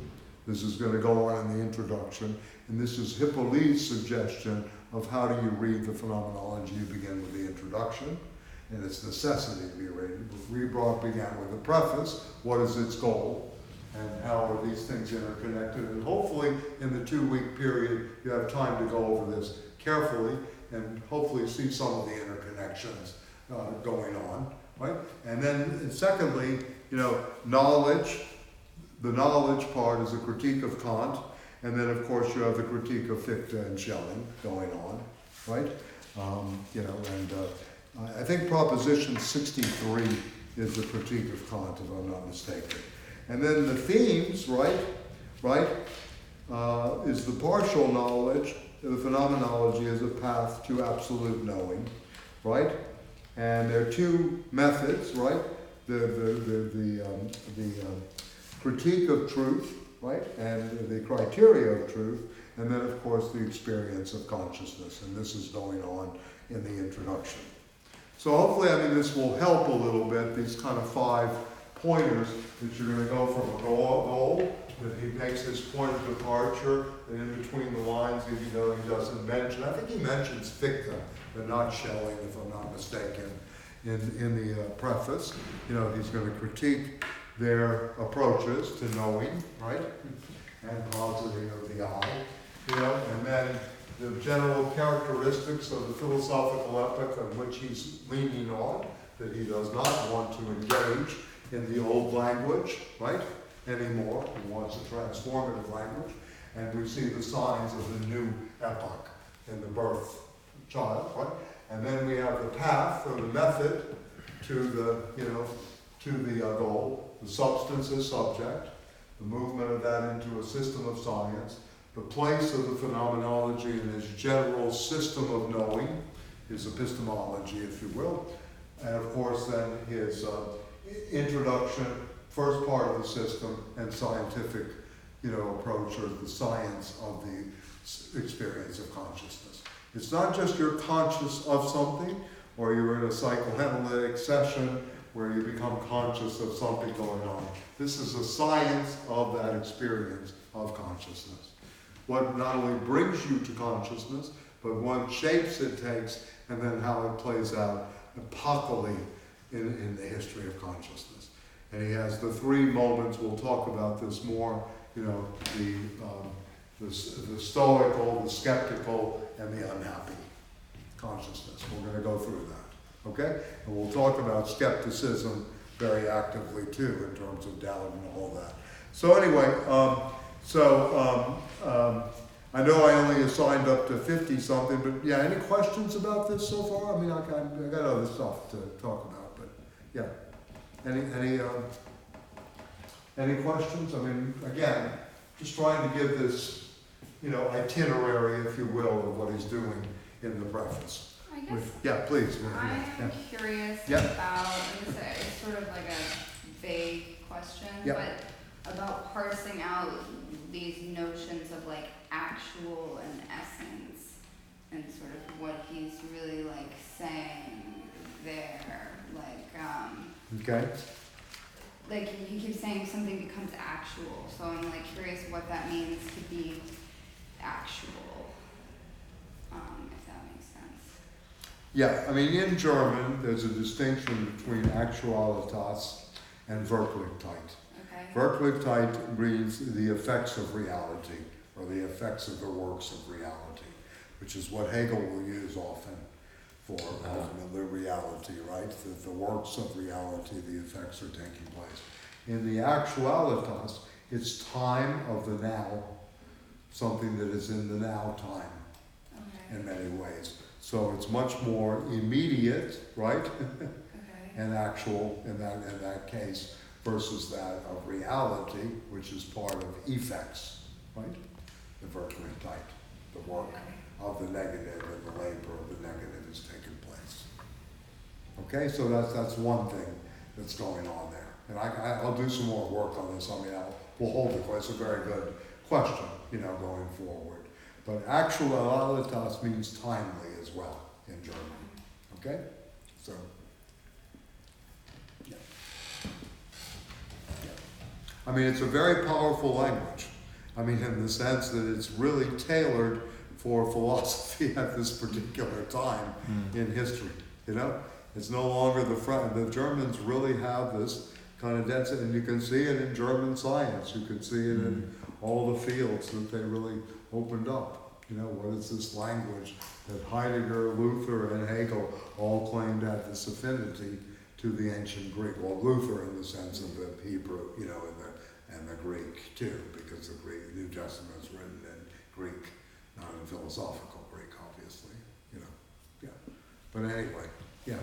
So it's interesting too that, you know, this was the appropriation, that, you know, this was a German tyranny over Greece, as Martin Bernal says in the revised ancient models, right? The German, yeah. Who's Martin Bernal? Martin Bernal is a historian, linguist, and cultural theorist who wrote a book called Black Athena, the Afro-Asiatic roots of linguistics, in which he makes the claim that the Greek vocabulary is much more Semitic in origin than originally thought, and that philosophy really came in through North Africa in degrees, and it was a stolen legacy by the Greeks who actually systematized it, et cetera, et cetera. Yeah, so anyway, there's all kinds of stuff going on out there. Yeah, and we're gonna look at Derrida later, and hopefully the Derrida essay will mean a lot by the time we've gotten through some of this, because most people, what's happened, I remember one time Stanley called me up and said, "Can you go do Derrida for me? I'm doing the Pit and the Pyramid, but I'm not ready. Can you give me some hints? But I'm not gonna be there, I want you to do it." So I mean, you know, these people had no background in Hegel. You know, so you have to give them not only the background in Hegel, but what Derrida's up to. You know, the pit and the pyramid. This is graduate students at the Graduate Center, PhD candidates in sociology, and anyway, yeah.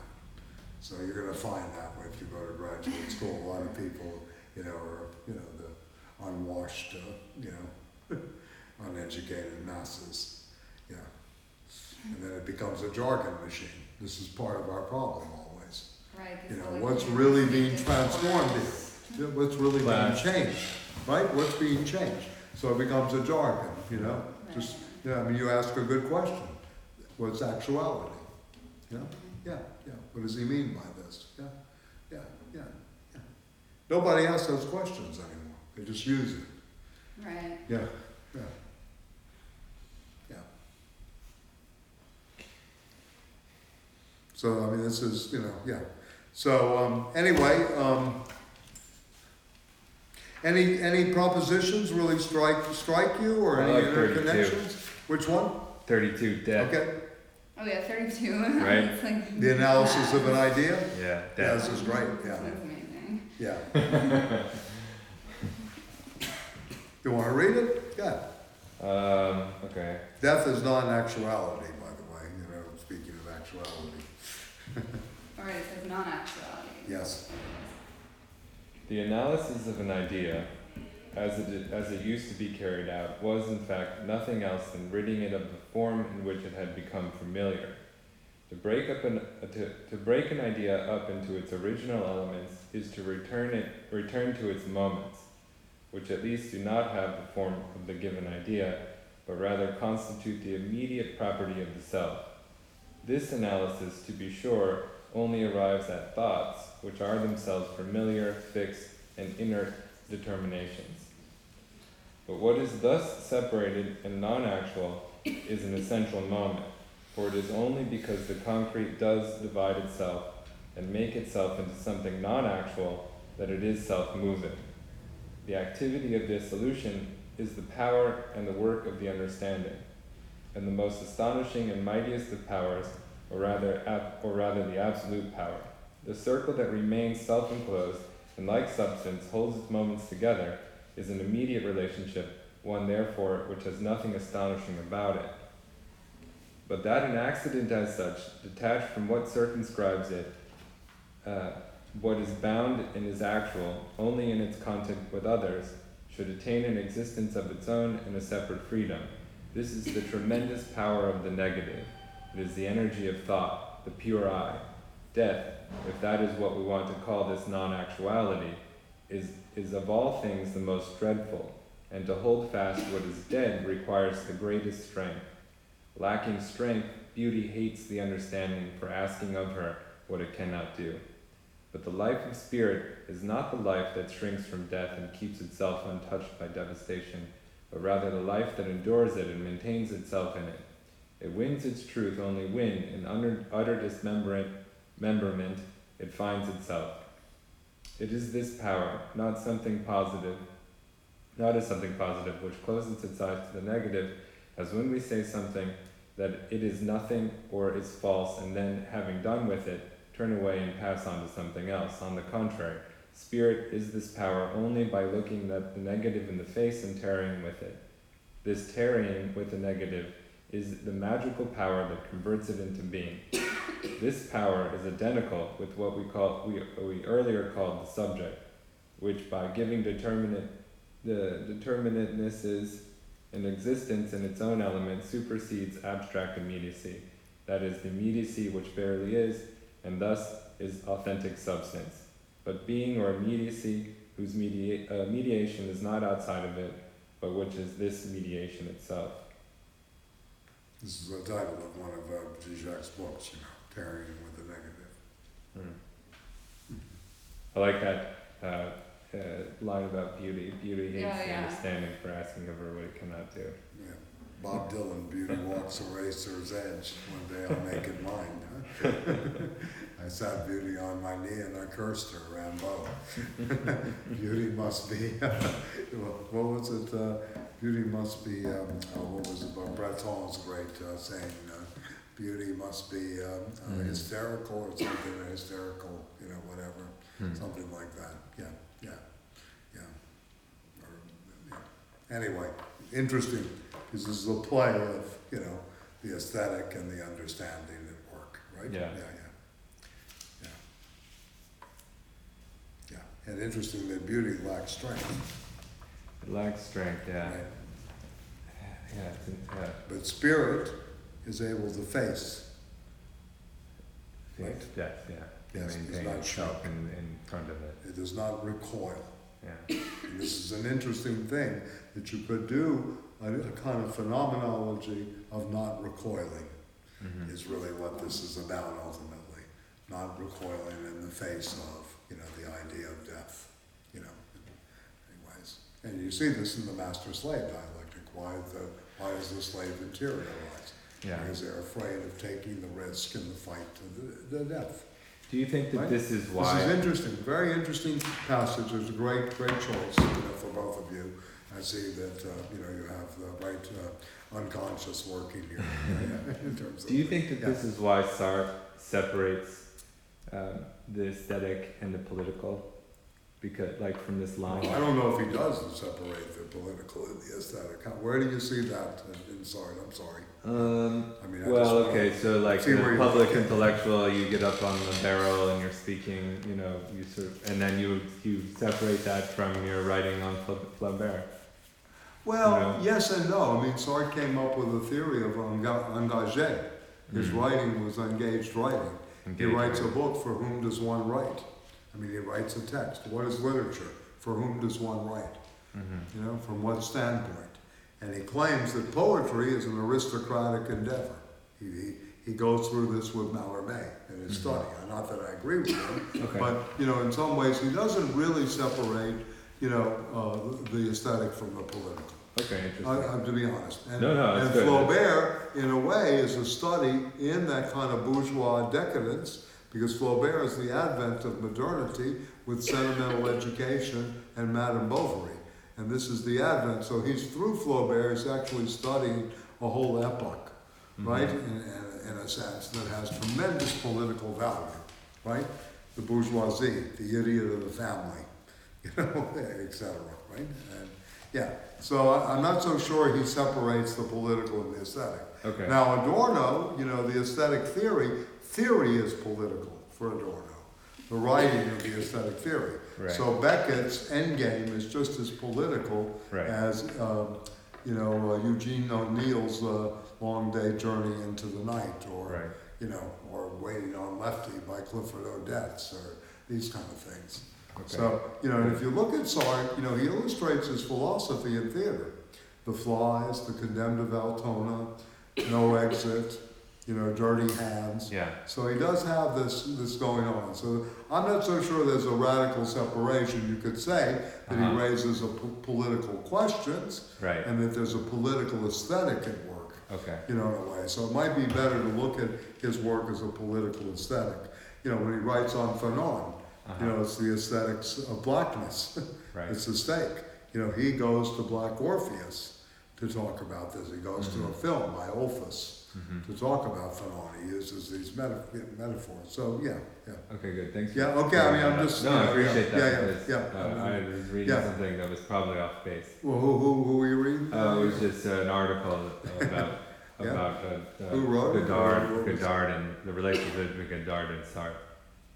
And Well, I mean, look, Godard tried to make didactic cinema during that period. It was very didactic, that Maoist phase. yeah, And I can see where Sartre would have been considered someone who doesn't do the didactic political. right. I mean, Sartre's not up there like this, Right, and right. I'm a Maoist, Right. I want the People's Tribunal now, et cetera, et cetera. Right. But you can see in, the statement, I am my freedom, at the end of a condemned Altona, is a complete slap and struggle against the Nazi regime, right? He writes that, Orestes and Zeus in their conflict between the god and the, et cetera. No exit is the ability of no one to make a move, inertia, Right. the politics of inertia. That bad faith has so much taken over these people. I thought that was weird, but that clears it up. Yeah, no, I mean, okay. Yeah. Thank you. So, yeah, I mean, yeah.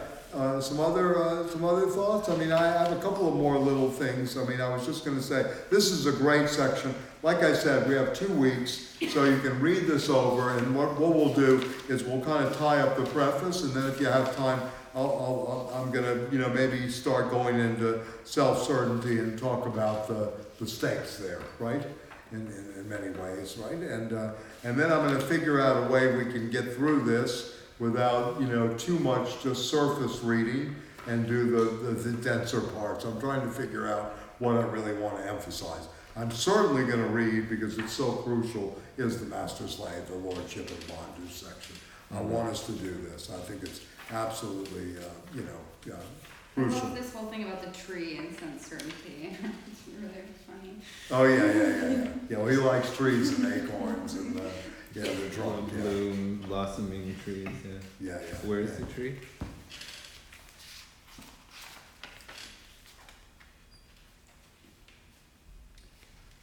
But I thought it was interesting too about death, because that's a big deal for Heidegger, right? Like the whole. Well, yeah, I mean, it's not being towards death, but it's the idea of death. The idea of death, Yeah, right? yeah. Yeah. I just mean, thought that was cool. it was said that you were listening to death itself when Hegel lectured. Mm. This is one that some of the students used to report. Yeah, crazy, yeah. I heard that on a very dark day in Baltimore, do a lecture on Poe, on Edgar Allan Poe. So it kind of gives you an idea of the seance of the, the death. I am dead. Yeah, I mean, this is what Hegel is saying. I am dead, right? This is really the issue here in some ways, right? Yeah. So the movement of the is and the is not, always happening.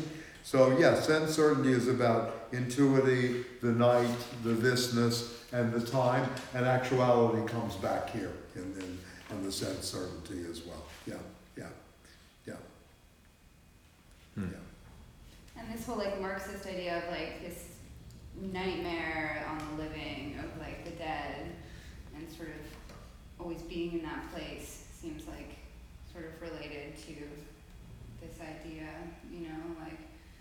the dead, way like a nightmare on the minds of the living. We have to be within our past because it's still there. Right, the phantasms of the past, right, and always fighting those off. Right. Yeah, Derrida writes on this in terms of specters. Oh, yeah, The specter itself is the phantasm. The specter is haunting Europe, but it's also haunting Hamlet in Denmark. The beginning of the double consciousness in, the double in capitalist literature, right? But with Shakespeare, if you will. Yeah, I don't have to. Yeah. So and the pointing and all of this, there's a lot here that you could really work with in the sense certainty, the this and the not this, and etc. I mean, a good way of approaching Hegel is through the not, the NOT and the KNOT together, right? You're really undoing knots by using the not I, right? In terms of the other, right? So if traditional logic poses A equals A, is Hegel? Well, that's identity logic. Right. Yeah. So would Hegel be A does It's not not equal not A? Something like that. Yeah, we can Okay. look at that. in Maybe terms of tomorrow. Formalism. I don't know if we want to go to these levels. When we do this. But anyway, yes, in some ways. Yeah. Okay. Yeah. Well, we But I mean, to think through the not and the power of negative thinking is one of the crucial things involved here. I mean, a crucial hint for really getting through this labor of the negative. That's what's really going on. I mean, it's transformative in that way. The radical transformation of being able to live in the labor of the negative. Right. Right? In some ways, right? Yeah. And to be able to see, I can ride on the highway of despair. Right. Right? He uses these great metaphors at times. He has, he's a pretty good writer in some ways. I mean, not great, but listen, it's overlaid with concepts, right? Yeah. It's very different than Heidegger. Yeah. It's not as poetic, Right. right, in some ways, but you have to think of this as it's concept laden, right? Yeah. There's really nicely written passages in here. That's true. No, I agree. Better than Kant. Oh, yes. Yeah, big advance on George Wilhelm is doing over Emmanuel very much. Yeah. Well, Hegel got to Heidelberg and Berlin for part of the time. Kant stayed in Königsberg. But this was really well received, right, at the time. Well, yeah, he's a master. I mean, People took this up like crazy. They flocked to his court. It was Yeah. famous. I mean, he was absolutely famous in his time. And he it was was- giving lectures after work, you know, and this is what Pelias and others did, you know, during World War, during the Nazi occupations. He was giving lectures to the Masons. Yeah, yeah. I mean, you know, this was a man of the people. You know, this were not people that just sat back in the ivory tower like I look at all around me. This was not a Hegelianism of the chair. No, it was it's a true. Hegelianism in the world. And think of this in the world too. It's not like they're sitting there just reflecting in the ivory tower.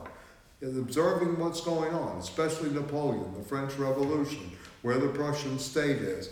All of these things are factoring into his thinking. Very well aware of the Haitian Revolution. You know, we've talked about that, and Susan Buck-Morss has tried to, you know, orient the discussion that way. Yeah. You know, in many ways, on Hegel and Haiti, as in Toussaint. You know, this would be a play for C.L.R. James and the Black Jacobins. You know, I'm going to do a course on the making of the Black radical tradition at LIU, and I'm going to use the Black Jacobins and part of Hegel and Haiti. That's cool. In that course, you know, to kind of bring it back around. We should do one of those. Yeah, yeah. So, you know, maybe I can start opening those up to people that come to these classes. You know, if they can get away from the work day. Yeah. Yeah. So any other, thoughts? I mean, I don't find, I took a look at the proposition, the way they do it. I don't really find it that interesting. No, it's just helpful if you get stuck. Yeah, it's helpful if you get stuck. Yeah, that's Yeah. true. Yeah, yeah.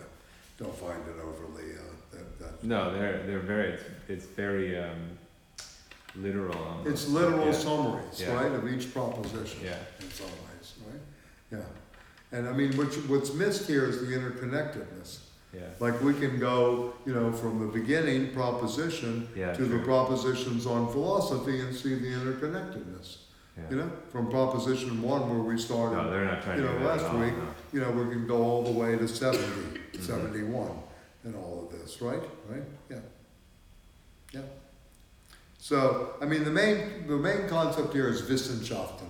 What does this mean to the German mind as a strong science? Much different than what we consider science in our little kits, right? Yeah. This is really a science of knowing, right? How do we, yeah. Which has an argument with the conditions of the possibility of the a priori for knowing things in Kant. Yeah. He's taking this on. Completely, yeah. Yeah.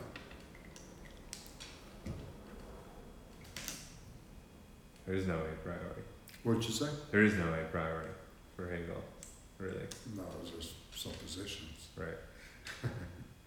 In fact, that was actually, I mean, we don't have to go to this. But we Yeah, can go ahead. No, I don't mind. I mean, I've There got a few was an minutes. interesting section on Yeah. sort of the structure of the. Yeah, tell me where that is. You guys were great going to 32. I would have forgotten that. Thank you. Yeah. Maybe it was 23. Or 27? Let me see, hold on.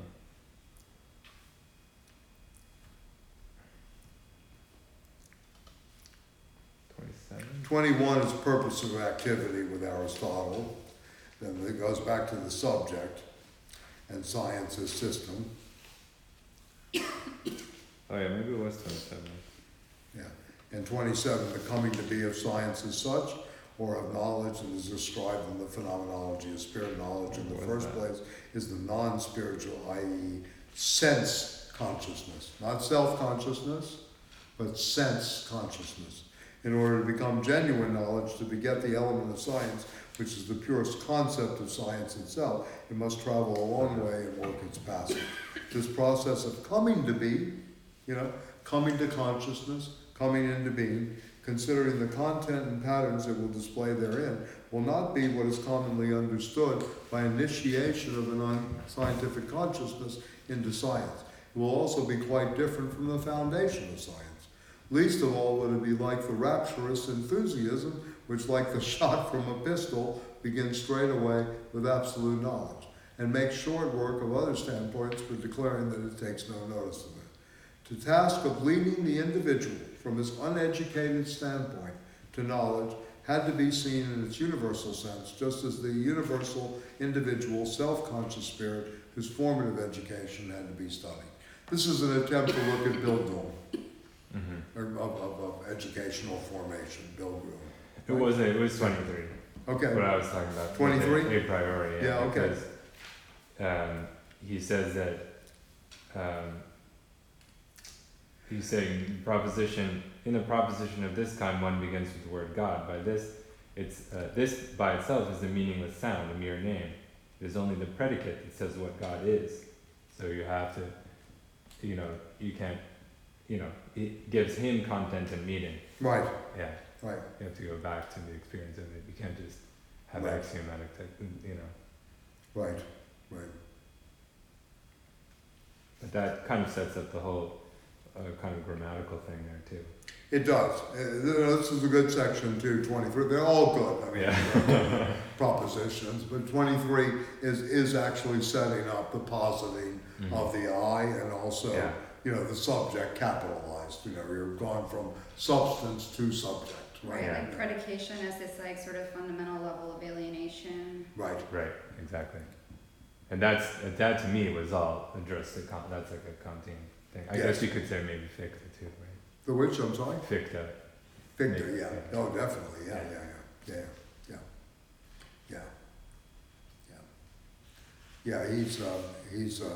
He's got it in for both Schelling and Fichte in terms of the epoch. You have to also read this. One of the reasons I put this on the board is you have to read this as also his struggle against his contemporaries. He's very much in that moment in the actuality, right? Yeah, good. Is tomorrow's class in here too? It'll be here tomorrow at the same time. Yeah, you're coming? Yeah? I think so. Yeah, okay. Do you know Andrew and Rebecca? Have you met them? I think they were going to come too. No. Maybe you haven't met him. He was Bajo's friend on the panel. Oh, yeah, I know Andrew. Yeah. Rebecca. It's his girlfriend. Oh, it's his girlfriend. Okay, yeah. I know another Rebecca who comes Monday night. Oh, yeah. Okay, I got you. Yeah.